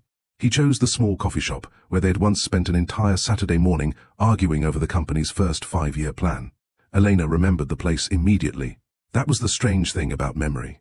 Sometimes a building could hold more of your life than you realized. She arrived 10 minutes early. Daniel was already there. He stood when he saw her. For 1 second, neither moved. Then, Elena noticed something. He looked tired. Not CEO tired. Not the kind of tired that came from late meetings and business travel. He looked emotionally exhausted. She wondered whether she looked the same. "Hi," he said. "Hi." They sat across from each other. A server approached. "Coffee?" Elena almost laughed. Daniel noticed. "What?" "Nothing." "You remembered?" "I remember everything." He looked down. "That's part of the problem." Elena studied him. "What does that mean?" Daniel didn't answer immediately. The server placed their coffee on the table. Elena wrapped her hands around the cup. "Why did you fire me?" Daniel looked at her. "I told you." "No." Her voice remained calm. "You gave me a reason." "There's a difference?" "Yes." She leaned forward. "I know about the restructuring." Daniel's expression changed. "How? Does it matter?" "Yes." "Then answer me first." He looked away. "I didn't want you to see it." Elena felt something inside her tighten. "Why?" "Because I knew what you'd think." "What should I think?" "That I was pushing you out." "Weren't you?" Daniel was silent. Elena watched him carefully. Finally, he said, "Yes." The honesty surprised her. She expected denial. She expected excuses. Instead, Daniel simply admitted it. "Why?" He rubbed his hands together. "Because I thought you were unhappy." "I was. I thought the company was making it worse." "So you decided to remove me?" "I thought if you weren't responsible for operations anymore, you'd have less pressure." Elena stared at him. "You could have asked me." "I know. You could have offered me another role." "I know. You could have asked whether I wanted to leave." "I know." "Then why didn't you?" Daniel looked down. "Because I was afraid." The answer stopped her. "Afraid of what?" He looked at her. "That you'd say no." Elena frowned. "Why would that scare you?" "Because I knew you were unhappy." She stared at him. "So you made the decision for me?" "Yes." "Because you were afraid I'd reject your idea?" "Yes." Elena leaned back. For years, she had imagined Daniel as the person who had taken something from her. Now she was beginning to understand something more complicated. He had made decisions for her because he believed he knew what was best. That wasn't betrayal in the dramatic sense. It was something quieter. And sometimes quiet mistakes were harder to confront because they weren't easy to hate. "Did you want me gone?" Elena asked. Daniel's eyes filled with pain. "No." "Then, why did you make it possible?" "I thought you needed freedom." "You don't give someone freedom by removing their choices." He looked down. "I know." Elena took a breath. "Did you stop loving me?" Daniel answered immediately. "No." The certainty in his voice hurt. She looked away. "Then why did you file for divorce?" "Because I didn't know how to be your husband anymore." Elena looked at him. "What does that mean?" "I felt like every time I tried to help, I made things worse." She said nothing. "I'd ask how you were, and you'd say you were fine." "You knew I wasn't." "I suspected." "You could have asked again." "I did." "You gave up." Daniel looked at her. "So did you." She didn't respond. Because he was right. He had. The conversation became quieter.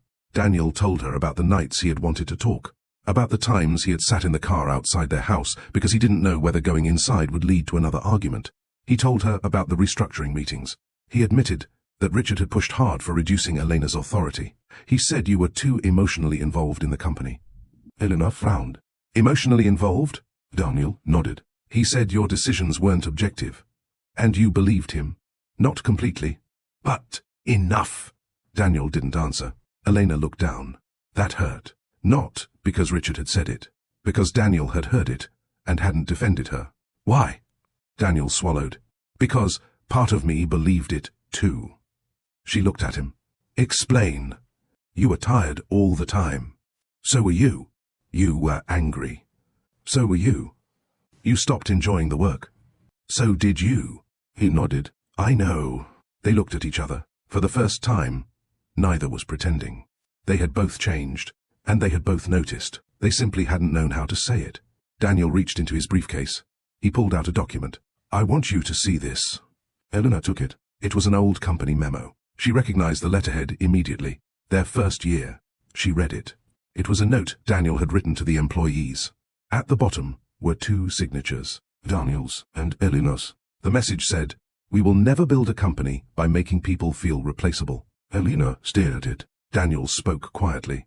I forgot about it. She looked at him. Apparently, I did too. He shook his head. Oh, what? You remembered? She looked confused. You've been fighting for that principle the whole time. Elena didn't answer. Daniel continued. I was the one who forgot. The admission broke something open inside her. Not forgiveness. Not yet. Just understanding. She realized that Daniel wasn't asking her to excuse what he had done. He was finally acknowledging it. That mattered. They sat in silence. Then Elena asked, Who is Richard? Daniel looked at her. You know who Richard is. No. She shook her head. I mean, who is he to you? Daniel leaned back. He was an investor. And now? A board member. Why does he have so much influence? Daniel hesitated. He invested early. How early? Before you joined. Elena's eyes narrowed. That's not what I was asking. Daniel sighed. He owns a significant amount of the company. How much? He told her. Elena's expression changed. She understood. Richard wasn't simply a board member. He had leverage, and he had been using it. Does he want you out? Daniel looked at her. Yes. Why? Because he believes the company needs a different direction. Elena looked at the documents Marcus had sent. And Michael? Daniel was silent. Daniel, Michael is Richard's recommendation. Does Michael know? Know what? That he's being positioned to take over my responsibilities. Daniel didn't answer. Elena stood. You knew. Elena, you knew all of this was happening. I was trying to manage it. Oh. She shook her head. You were trying to manage me. Daniel stood too. I was trying to protect you. You don't get to decide what protection looks like for me. I know. Then why did you keep doing it? Daniel had no answer. That was the problem.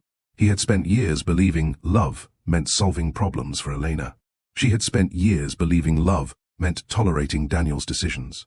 Neither understood that love without respect for another person's agency becomes control. Not always intentional control, not always cruel control, but control nonetheless. Elena gathered her papers. Daniel looked at her. Are you going to destroy the company? She stopped. No. Then what are you going to do? She looked at him. Find out who is responsible. Daniel nodded. You have every right. She studied him. I don't want revenge. I know. Do you? Yes. How? Because if you wanted revenge, you wouldn't be sitting here asking questions. Elena looked away. Daniel continued. You're looking for something else. What?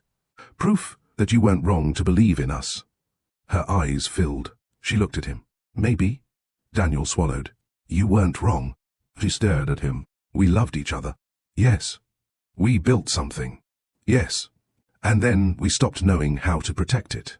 Daniel nodded. Yes. For a moment, Elena wanted to reach across the table. She didn't. Daniel didn't either. That restraint was painful. But it was also different. When Elena left the coffee shop, Marcus was waiting in the car. He had insisted on driving her. She got inside. He looked at her. How did it go? Elena stared through the windshield. Complicated? Good complicated or bad complicated? She thought about it. Honest complicated. Marcus nodded. That's usually better. She handed him the folder. Take me to the office. He glanced at her. Your old office? Elena looked at the building ahead. My old company. Marcus smiled faintly. There's a difference. She looked at him. Yes. When Elena entered Brooks Meridian Group, several employees looked up. Some whispered, others pretended not to. She didn't care. She walked directly to the executive floor. Marcus followed. Richard Blake was waiting outside the boardroom. He smiled. Elena. She stopped. Richard, I heard you're investigating the restructuring. I am. There's nothing unusual about it. Then you won't mind answering questions. His smile disappeared slightly. Of course. Good. She walked past him. He called after her. Elena. She turned. Be careful. She studied him. Of what? Some doors are better left closed. Elena smiled faintly. That's usually what people say when they're afraid of what's behind them. She continued walking. Marcus followed. Inside the boardroom, the executive team was waiting. Michael Carter sat at the table. Richard took his seat. Daniel wasn't there. Elena looked around. She saw familiar faces. People she had hired. People she had trained. People who had once asked her for advice. Now they avoided her eyes. Elena understood. Fear had made them silent too. She placed her folder on the table. I have a few questions. No one spoke. She looked at each person. I'm not here to punish anyone. Michael shifted in his seat. I'm here to understand what happened. Richard leaned back. You no longer work here. Elena looked at him. That's true. Then you have no authority. Elena nodded. Legally, perhaps. She opened the folder. But there are people in this room who know exactly what I contributed to this company. She looked at the employees. And there are people who know exactly what was done to remove me. Silence. Elena closed the folder. Then she said the words Marcus would later repeat to everyone. If this company is going to survive, we're going to stop pretending. Richard frowned. Stop pretending what? That everything is fine. The room went quiet. Elena looked at the executives. You all know something. No one answered. He stood. Find your courage. Then she walked out. Marcus followed. Once they reached the hallway, he looked at her. What now? Elena stopped. She looked through the glass wall at the employees. Then at the boardroom. Then at the company logo mounted on the wall. For years, that logo had represented everything she had built. Now it represented something else. A choice. She turned to Marcus. Get me the names of everyone involved in the restructuring. Everyone? Everyone? And then? Elena's expression was calm. Then we'll decide who deserves to stay. Marcus stared at her. You're not thinking about... She interrupted him. I said everyone involved. She walked toward the elevator, then stopped. She turned back. Not everyone employed here. Marcus understood. Everyone responsible. Elena nodded. Exactly. The elevator doors opened. She stepped inside. As the doors closed, Elena looked at her reflection. She didn't see the abandoned wife. She didn't see the fired executive. She saw the woman who had once sat at a folding table with Daniel and believed that hard work could solve anything. That woman was still there, but she was learning something new. Hard work could build a company. It could not repair a relationship that two people refused to discuss. And revenge could punish people. It could not restore dignity. If Elena wanted justice, she would have to be careful not to disguise anger as principle. That distinction would become the most important decision of her life, because the next morning she would receive a list of names, and one of those names would force her to question everything she thought she knew about Daniel. Not because he had betrayed her, but because he may have been trying, in his own flawed way, to protect her from something far bigger than a divorce. The list arrived at 7:13 the next morning. Elena was standing in her kitchen when Marcus sent it. She had just poured coffee into the white cup. For a moment, her hand hovered over the cabinet, where Daniel's black cup remained hidden. She closed the cabinet. Then she opened the message. Subject, Executive Restructuring. Full list, 32 names. Elena read them slowly. Some were unfamiliar. Others were not. She recognized senior executives, board advisors, consultants, department heads. Then she reached the bottom. Her eyes stopped. Daniel Brooks. She stared at his name. It shouldn't have surprised her. He was the CEO. Of course he was involved. But seeing his name on the same list as everyone else made something inside her uncomfortable. Because a list had no memories. No wedding. No coffee cups. No first kiss. No folding tables. No promises. Just names. And sometimes names were easier to judge than people. Elena locked her phone. Then unlocked it again. She looked at Daniel's name. She almost deleted the list. Instead, she forwarded it to Marcus. Start with everyone except Daniel. His reply came quickly. Why? She typed. Because I need to know what everyone else remembers before I decide what Daniel forgot. The first person Elena contacted was Grace Whitmore. Grace agreed to meet at the same cafe. When Elena arrived, Grace was already waiting. She had brought an old leather handbag and a stack of photographs. Elena smiled. You came prepared. Grace laughed. I knew you'd ask questions. They sat. Grace placed the photographs on the table. These are from the first 5 years.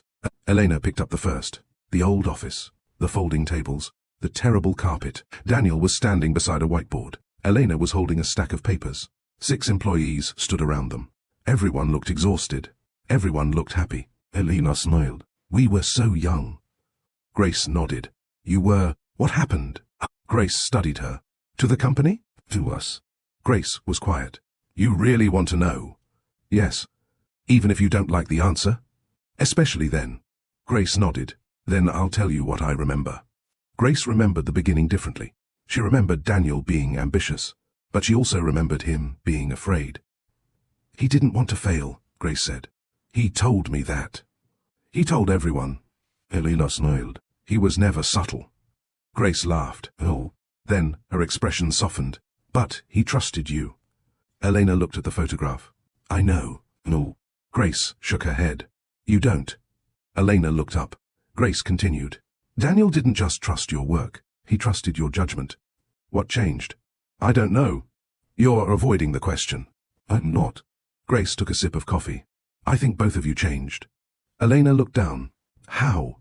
You became more careful. Careful? Yes. Grace paused. Early on, you said exactly what you thought. Elena smiled. I still do. Grace laughed. No, you don't. Elena frowned. Yes, I do. You used to challenge Daniel in front of everyone. Because he was wrong.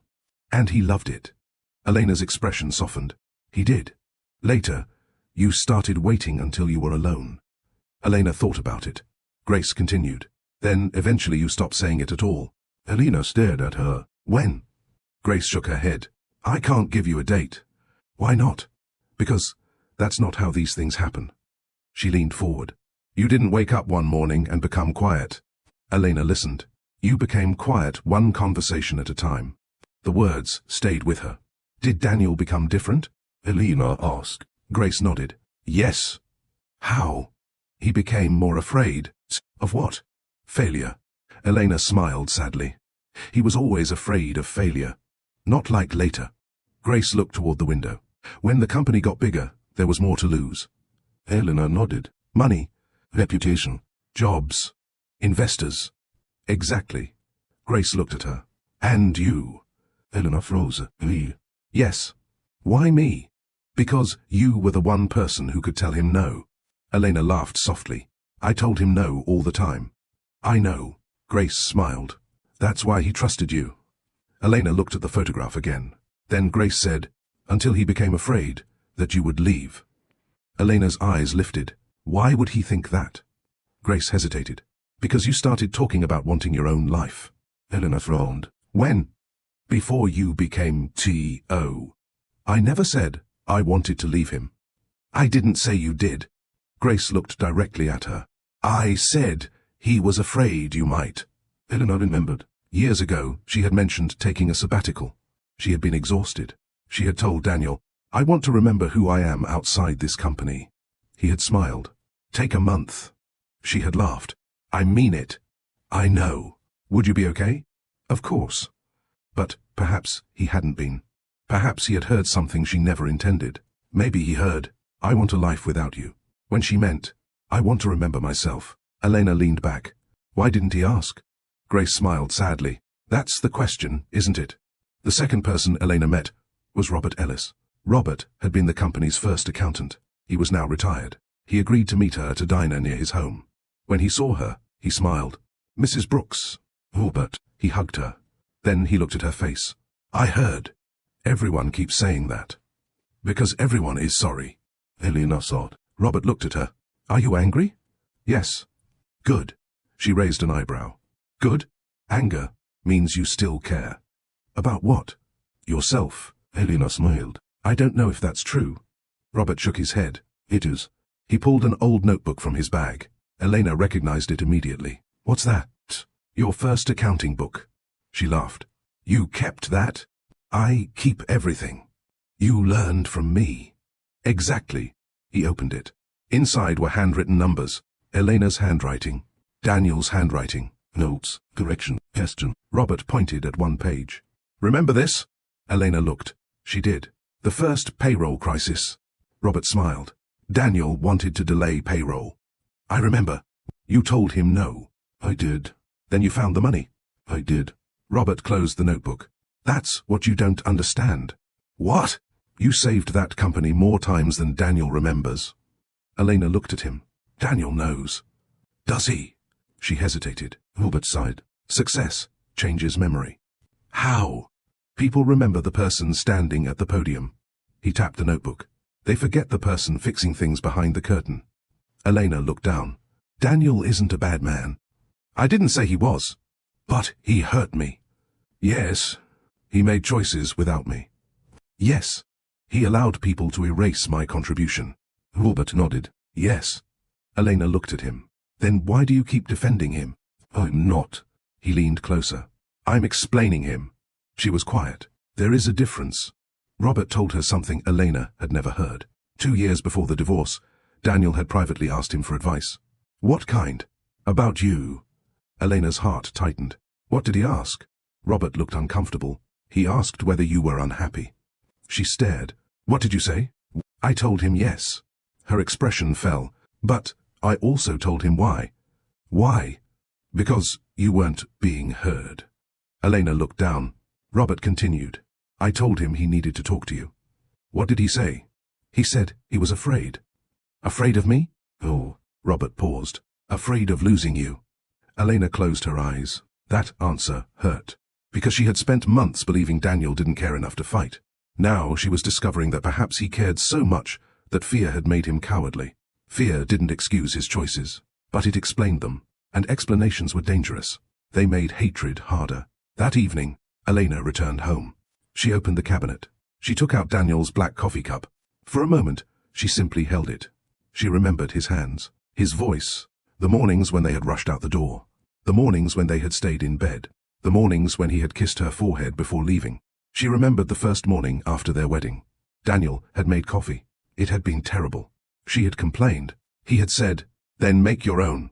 She had replied, that's not romantic. He had smiled. You married me anyway. She had married him anyway. And for years, that sentence had seemed funny. Now it felt like something sacred. She washed the cup. Slowly, carefully, then dried it.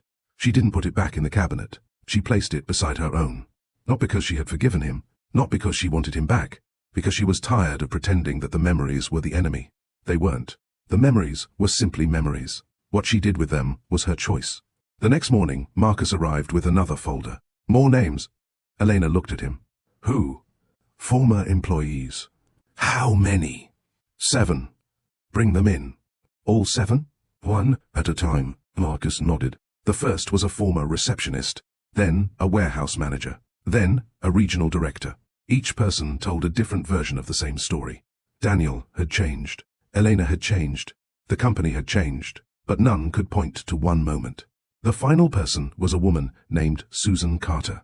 Susan had worked directly under Daniel during the expansion. She sat across from Elena. You want to know what happened? Yes. Susan folded her hands. Daniel started believing you didn't need him. Elena frowned. Why? Because you became stronger. Elena didn't understand. That's a reason to love someone more. Susan smiled sadly. I know. Then why would he pull away? Because some people don't know how to stand beside strength. Elena stared at her. Susan continued. He didn't want to compete with you. I never asked him to. I know. Then what was he afraid of? Susan looked at her. That one day you'd realize you could build a life without him. Elena felt her throat tighten. Did he tell you that? Once. When? After you asked for the sabbatical. Elena remembered. She had forgotten that conversation completely. Susan continued. He said, she's going to realize she doesn't need me. Elena looked down. That's what he thought? Yes. And what did you tell him? I told him something you probably told him too. What? Needing someone isn't the same as loving them. Elena smiled sadly. My mother used to say that. Susan nodded. Maybe that's why he was so afraid. That night, Elena sat at the dining table with all the interviews in front of her. The story was becoming clearer. Not simpler, clearer. Daniel hadn't stopped loving her. He had become afraid. Elena hadn't stopped loving him. She had become resentful. Richard hadn't created their problems. He had exploited them. The company hadn't destroyed their marriage. It had amplified weaknesses that were already there. And Elena realized something important. If she wanted justice, she couldn't blame everyone for the choices she and Daniel had made. She couldn't punish people simply because they reminded her of the pain. She needed evidence. She needed facts. She needed boundaries. And above all, she needed to decide what kind of woman she wanted to be after everything was taken away. She picked up the list of executives. At the bottom were three names. Richard Blake, Michael Carter, Daniel Brooks. She looked at Daniel's name. Then she crossed out nothing. Instead, she wrote beneath it, ask, don't assume. It was a rule she should have followed years ago. She picked up her phone. Daniel's name appeared in her contacts. Her thumb hovered over the screen. She almost called. Then she stopped. Not because she was afraid. Because she realized something. Before she could understand Daniel's choices, she had to understand her own. And there was one memory she had avoided for years. The night she first told Daniel, maybe I need a life that isn't built around you. She remembered what she had meant, but she had never asked what he heard. Tomorrow, she would finally confront that memory.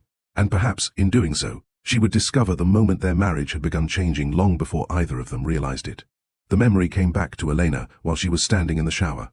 Not gradually, not gently. All at once, she remembered the hotel, the rain outside, the suitcase beside the bed, and Daniel sitting on the edge of the mattress while she told him something she had spent years pretending was harmless. I need a life that isn't built around you. At the time, she had meant the company, her career, her identity. She hadn't meant their marriage, but she remembered Daniel's face. She remembered the silence after she said it. And for the first time, she wondered whether he had heard something completely different. It had happened 4 years earlier. Meridian had just completed its largest expansion. Elena had worked 80-hour weeks. She had stopped seeing friends. She had missed her mother's birthday. She had forgotten an appointment with her doctor. She had gone 3 weeks without reading anything that wasn't related to work. One night, she came home and found Daniel waiting. You need a break. Elena dropped her bag. I know. I'm serious. So am I. Then take one. She laughed. I can't. Why? Because everything falls apart when I'm not there. Daniel looked at her. That's not true. It is. Oh. He stepped closer. You built systems so things wouldn't depend on you. Someone still has to watch them. Elena. She looked at him. You're exhausted. I know. Then stop. She became frustrated. You don't understand. I understand more than you think. No? She shook her head. You understand the company. You don't understand what it feels like to be the person everyone comes to when something goes wrong. Daniel stared at her, then, till. She hesitated. I don't know how. He waited. That should have been the moment. The moment she told him she felt invisible.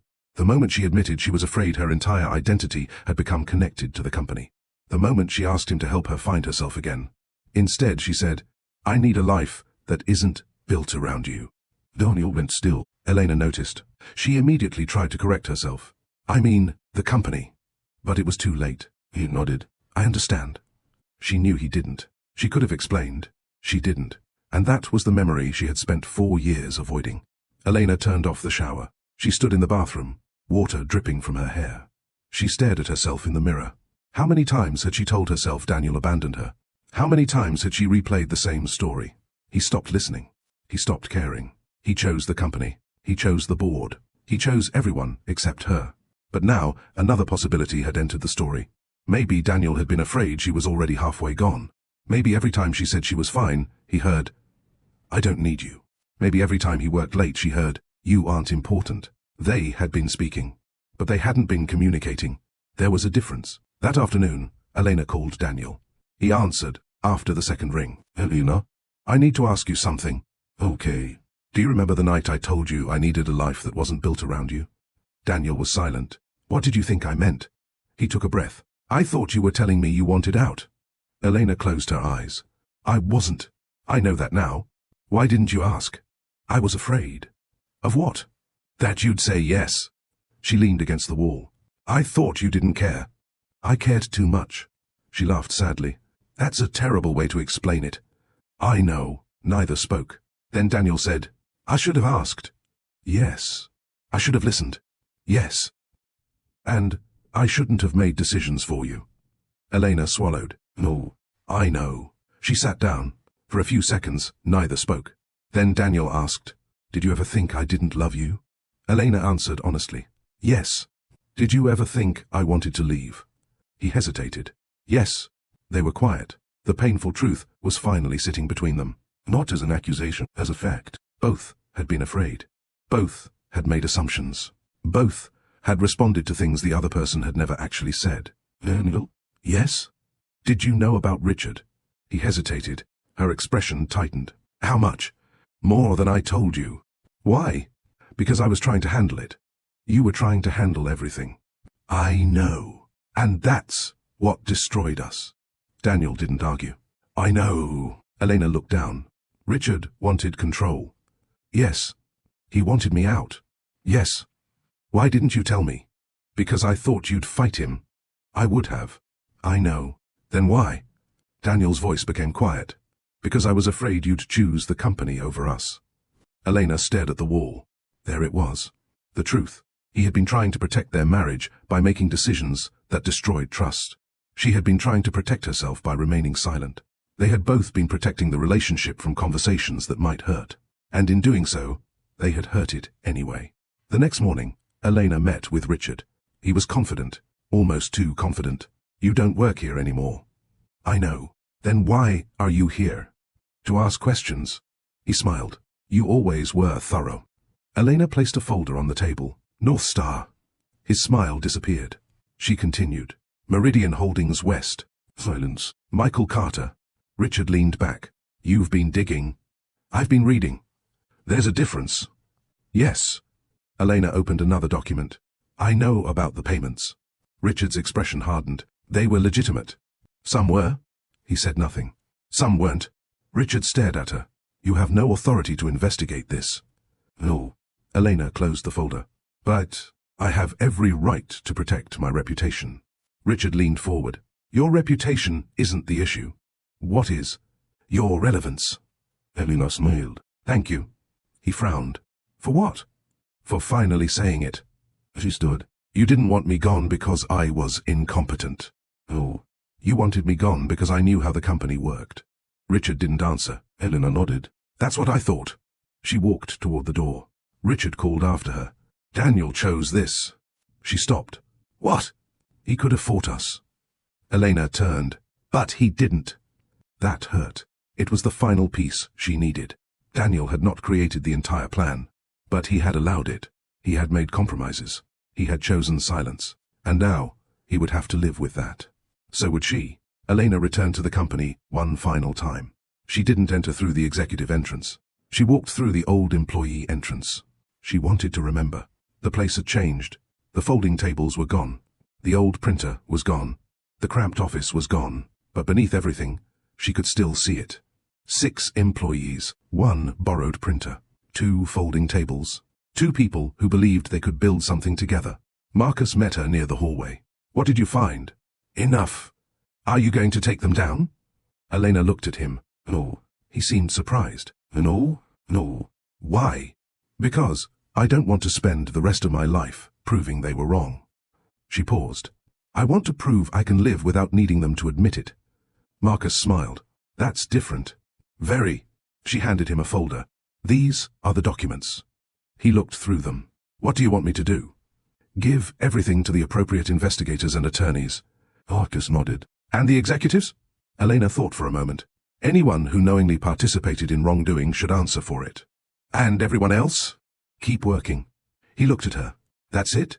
That's it. Marcus smiled. You've changed. Elena smiled faintly. I hope so. That evening, Daniel came to see her. He stood outside the apartment. Elena opened the door. Neither spoke for a moment. Then Daniel said, I heard what you did. What did you hear? You didn't destroy the company. Oh. You gave the documents to legal. Yes. You could have made this much uglier. Elena looked at him. I know. Why didn't you? She thought about it. Because hurting you wouldn't heal me. Daniel looked down. I deserved your anger. Maybe. She paused. But I didn't want to become someone I wouldn't recognize. Daniel nodded. They stood quietly. Then he said, I am sorry.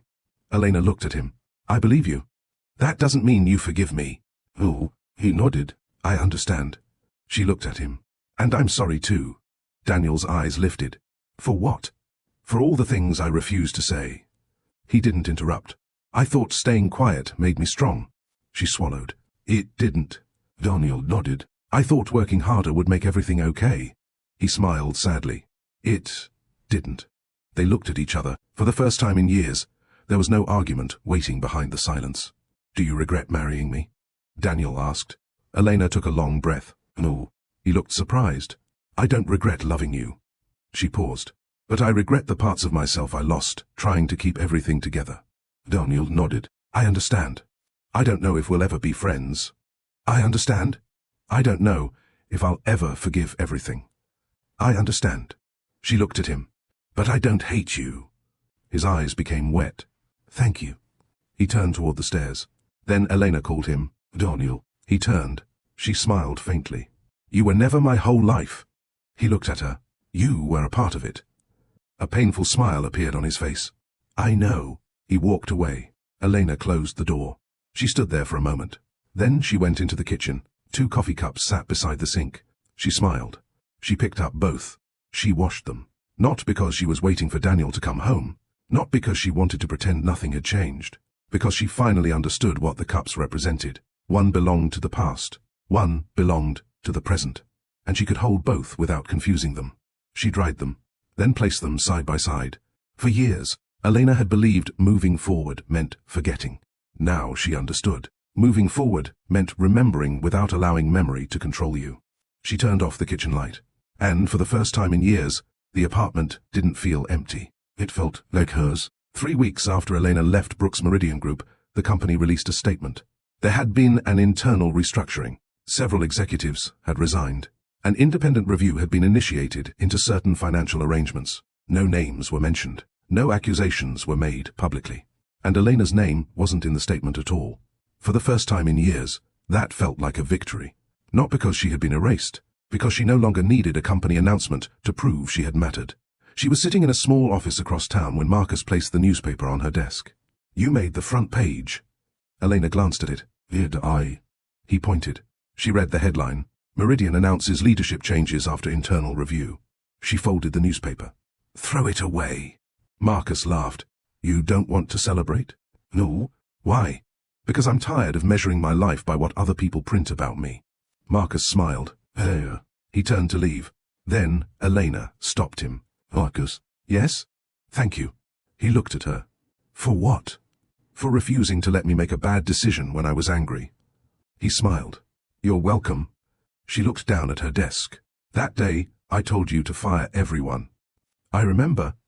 I wasn't thinking clearly. I know. What would you have done if I'd insisted? Marcus thought about it. I would have asked you the same question. What question? Are you trying to fix something, or are you trying to hurt someone? Elena smiled. Good question. I've had time to practice.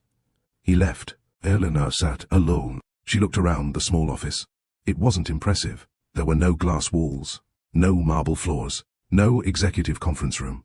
Just a desk, 2 chairs, a bookshelf, and sunlight coming through the window. And somehow, she felt lighter. She had started a consulting company. Nothing enormous.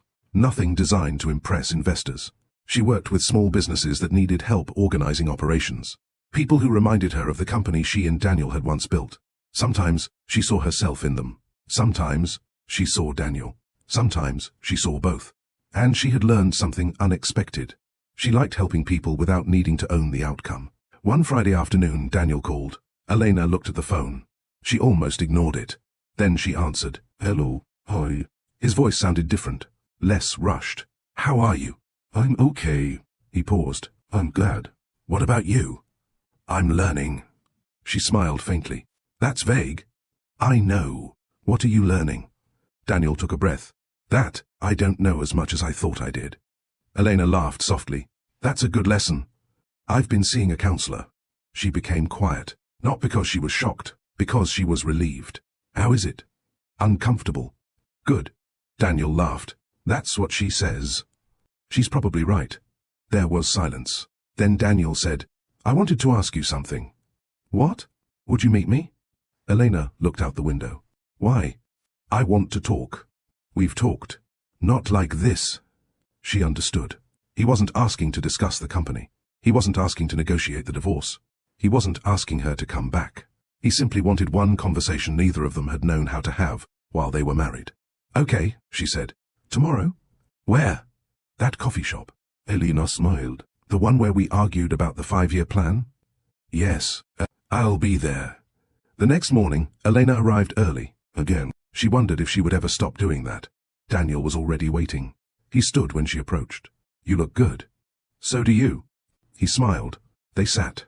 Coffee arrived. For a few seconds, they simply looked at each other. Then Daniel said, I don't want anything from you.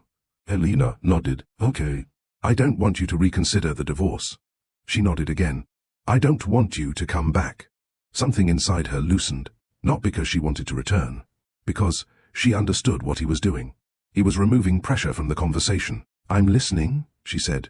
Daniel looked down. I've spent a lot of time thinking about what happened. So have I. I blamed you. Elena waited. I blamed you for being distant. He paused. Then I realized I was distant too. Elena said nothing. I thought you didn't need me. She smiled sadly. I needed you. I know that now. How? Because you told me. She looked at him. When? Not with words. He paused. You stopped asking me to help. Elena lowered her eyes. I thought you didn't want to. I thought you didn't need me. She sighed. That's the whole story, isn't it? Daniel nodded. Two people waiting for proof that the other still cared. And neither asking. Yes. Daniel looked at her. Do you remember our first office? Of course. Do you remember the broken printer? Yes. You threatened to throw it out the window. I considered it. He laughed. She smiled. For a moment, they were young again. Two people surrounded by paperwork, no money, no reputation, no expectations. Just a folding table and a dream. Daniel's smile faded. I miss that. So do I. Not the company. Elena looked at him. Us. The word stayed between them. She didn't look away. I miss who we were. Daniel nodded. Me too. But I don't want to go backward. I know, even if we could. I know. Elena looked at him. Do you? Daniel nodded. I spent too much time thinking love meant getting back what I lost. He looked down at his hands. Now I think love sometimes means being grateful for what existed without trying to possess it again. Elena was quiet. That was the first time she believed he had truly changed. Not because he said the perfect thing. Because he wasn't asking her for anything. They talked for nearly 3 hours. They talked about the company, their marriage, their families, their fears, the things they remembered differently. Daniel admitted that he had felt threatened by Elena's independence. Elena admitted that she had sometimes used work to avoid emotional vulnerability. Daniel admitted he had mistaken silence for rejection. Elena admitted she had mistaken his fear for indifference. Neither apologized for everything. They didn't need to. Some things were simply acknowledged. That was enough. Before they left, Daniel said, There is one thing I want you to know. Elena looked at him. You were the best partner I ever had. She smiled. Business partner? Life partner? Her eyes became wet. Thank you. He nodded. And, I'm sorry I made you feel like you were replaceable. Elena looked down. That hurt. I know. But I don't want you to spend the rest of your life punishing yourself. Daniel looked at her. Why? Because I don't want my pain to become your identity. He nodded slowly. That's very Elena. She smiled. What does that mean? You always try to fix things. She laughed. Some things can't be fixed.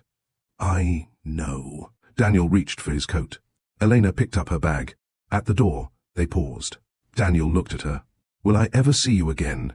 She smiled. Probably. Friends? Elena thought about it. Maybe. He nodded. Maybe is fair. She walked away. Daniel watched her go. He didn't follow. And that was how Elena knew the conversation had been different. He finally understood that loving her meant allowing her to walk away. That evening, Elena returned to her office. The building was almost empty. She sat at her desk, opened her laptop, and began working. Not because she was avoiding her feelings, because she felt calm. She opened a new document. At the top, she typed, What I learned. Then she stopped. She deleted it. She didn't need to turn every experience into a list. Some lessons became part of you without needing to be written down. She closed the laptop. Outside, the city lights began appearing. Elena looked through the window. She thought about Daniel. She thought about the marriage. She thought about the company. Then she thought about herself. For the first time in years, the question wasn't, who am I without Daniel? It was, who am I now? The answer wasn't complete, but she no longer feared that. She had spent years believing she needed certainty. Now she understood that growth often began with being willing to live honestly inside uncertainty. She picked up her bag, turned off the lights, and walked out. The next chapter of her life wasn't waiting for her somewhere. She was already living it. 6 months after Daniel fired her, Elena received a letter. Not an email. Not a text. A real letter. Her name was written across the envelope in Daniel's handwriting. For several minutes, she simply looked at it. She knew his handwriting immediately. The slightly uneven capital D, the way he pressed harder on certain letters. The small space between his first and last name. It was strange how something so ordinary could carry so much history. Elena opened the envelope. Inside was one page. Daniel had written, "I don't expect anything from you. I only wanted to thank you for the years when we had almost nothing. For believing in me before anyone else did. For telling me when I was wrong. For loving me when I didn't know how to receive it. And for finally teaching me that love isn't ownership, protection, or sacrifice. It's honesty. I hope you build a life that doesn't require you to disappear inside it. Daniel." Elena read the letter twice. Then she folded it. She didn't cry. She smiled. Not because everything was suddenly okay. It wasn't. But because the letter didn't ask her to return. It didn't ask her to forgive. It didn't ask her to remember him differently. It simply acknowledged what had been real. And sometimes, that was enough. That afternoon, Elena drove to the old Meridian office.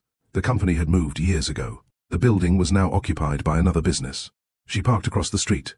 For a moment, she sat in her car. She could still picture the old office, the folding tables, the broken printer, the 6 employees. Daniel standing over a stack of invoices. Herself, carrying boxes. 2 people who didn't know what their future would become. She smiled. Then she crossed the street. The building manager recognized her. "You worked here?" "A long time ago," he smiled. "You want to see the old office?" Elena hesitated, then nodded. They walked upstairs. The hallway had been repainted. The carpet was different. The walls had been changed. But when she opened the door to the old office, something inside her shifted. She could almost hear them. Daniel laughing. Grace complaining about the printer. Robert asking about payroll. Her younger self saying, "Practically isn't a number." Daniel responding, "You're ruthless." "I am accurate." She smiled. The manager left her alone.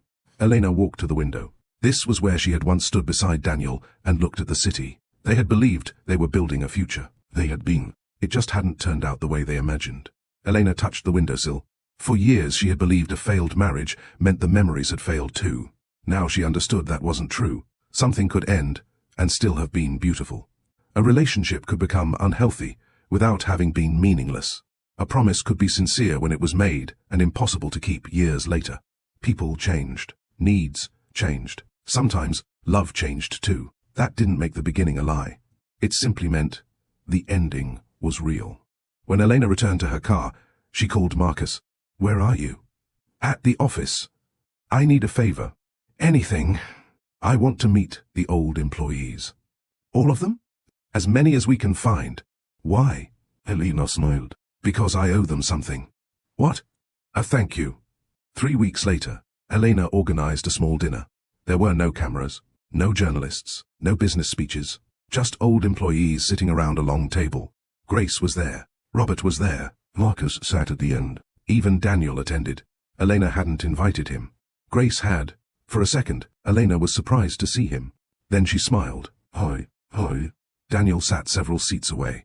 That was deliberate. Not because they were uncomfortable. Because they were learning how to occupy the same room without pretending nothing had happened. Dinner began quietly. Then someone told a story about the old printer. Everyone laughed. Robert remembered the first payroll crisis. Grace remembered Elena sleeping under her desk. Marcus told everyone about the day Elena had ordered him to fire everyone. The table erupted in laughter. Elena shook her head. "That wasn't funny." "It is now," Marcus said. Daniel smiled. "She really said it?" Marcus looked at him. Calmly. Daniel laughed. "Of course she did." Elena looked at him. For a moment, their eyes met. There was no bitterness. Just recognition. They had survived the worst part. Not by getting back together, by understanding what had happened. After dinner, Elena stepped outside. Daniel followed a few minutes later. He stood beside her. "Good evening." It was.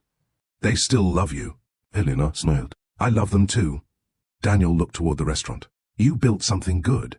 "We built something good." He looked at her. "Thank you." She nodded. They stood in silence. Then Daniel said, "I've finalized the changes." "What changes?"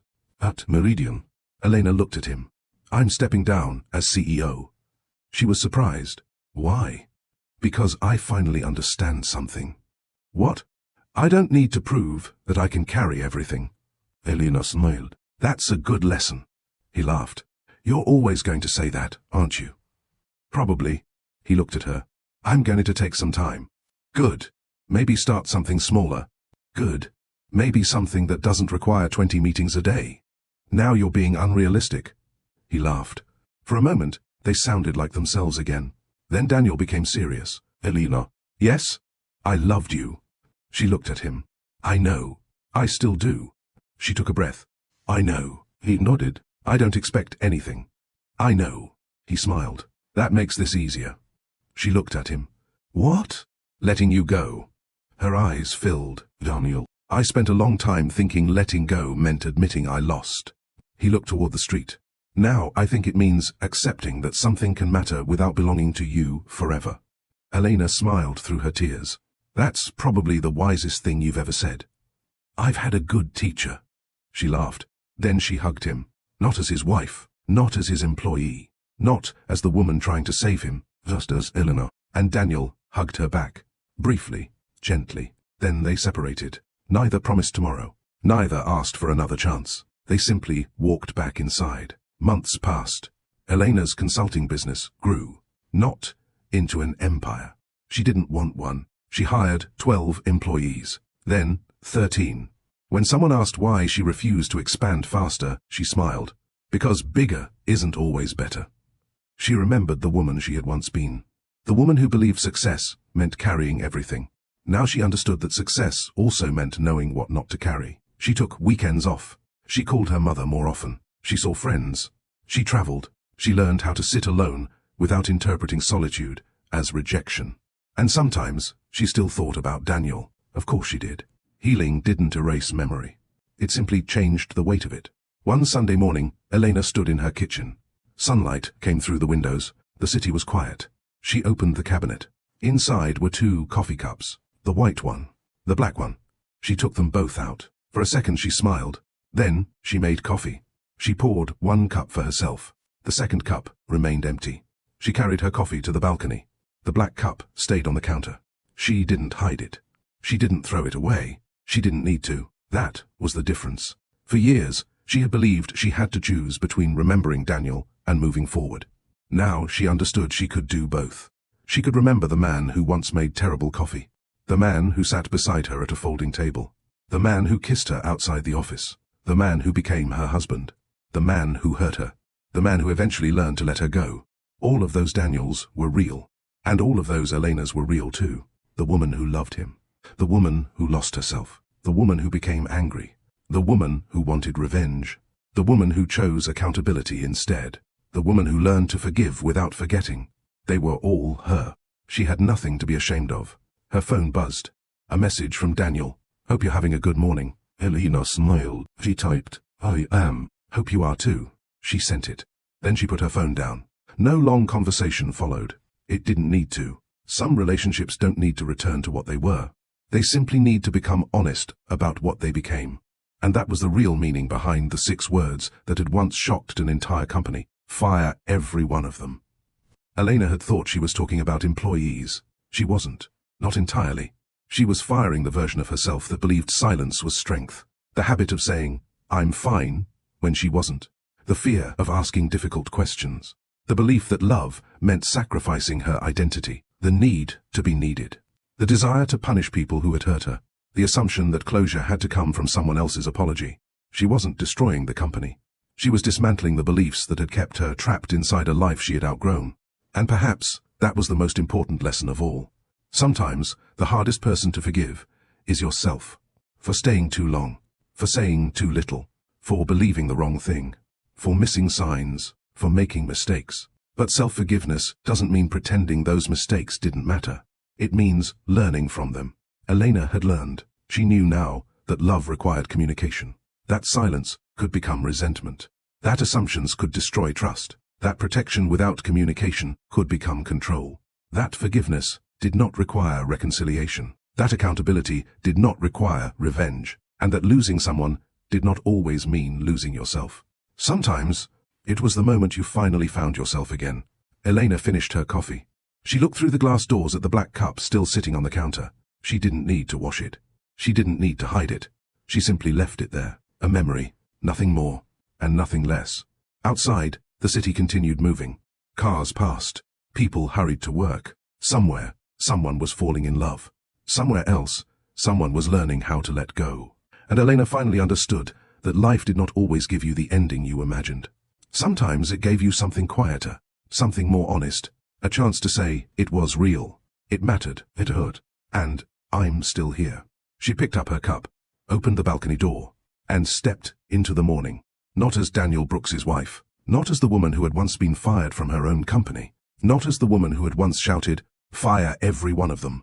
Just Elena, whole, imperfect, free, and finally, at peace. And that brings us to the end of Elena and Daniel's story. But before you leave, I want you to think about something.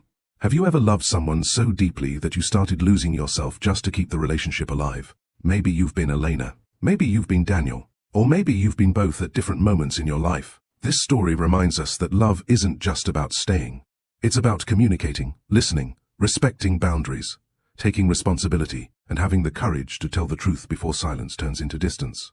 Elena didn't find peace by destroying the people who hurt her. She found peace when she realized she didn't need revenge to prove that she had been wronged. And Daniel learned that loving someone doesn't mean making decisions for them. Sometimes, loving someone means respecting their freedom, even when letting them go hurts. So tell me in the comments, if you were Elena, would you have forgiven Daniel after everything he did, or would you have walked away for good? I genuinely want to hear your answer. And if this story touched your heart, please like this video, share it with someone who may need this message, and subscribe to Love Stories by Mr. Johnson. Turn on your notifications so you don't miss our next emotional love story. Because here, we're not just telling stories about relationships. We're telling stories that teach us something about ourselves. Remember, you can love someone and still choose yourself. You can forgive someone without returning to them. And sometimes, the greatest consequence of losing someone is finally discovering who you are without them. Until our next story, take care of your heart, communicate before silence becomes resentment, and never be afraid to choose your own peace. This is Love Stories by Mr. Johnson.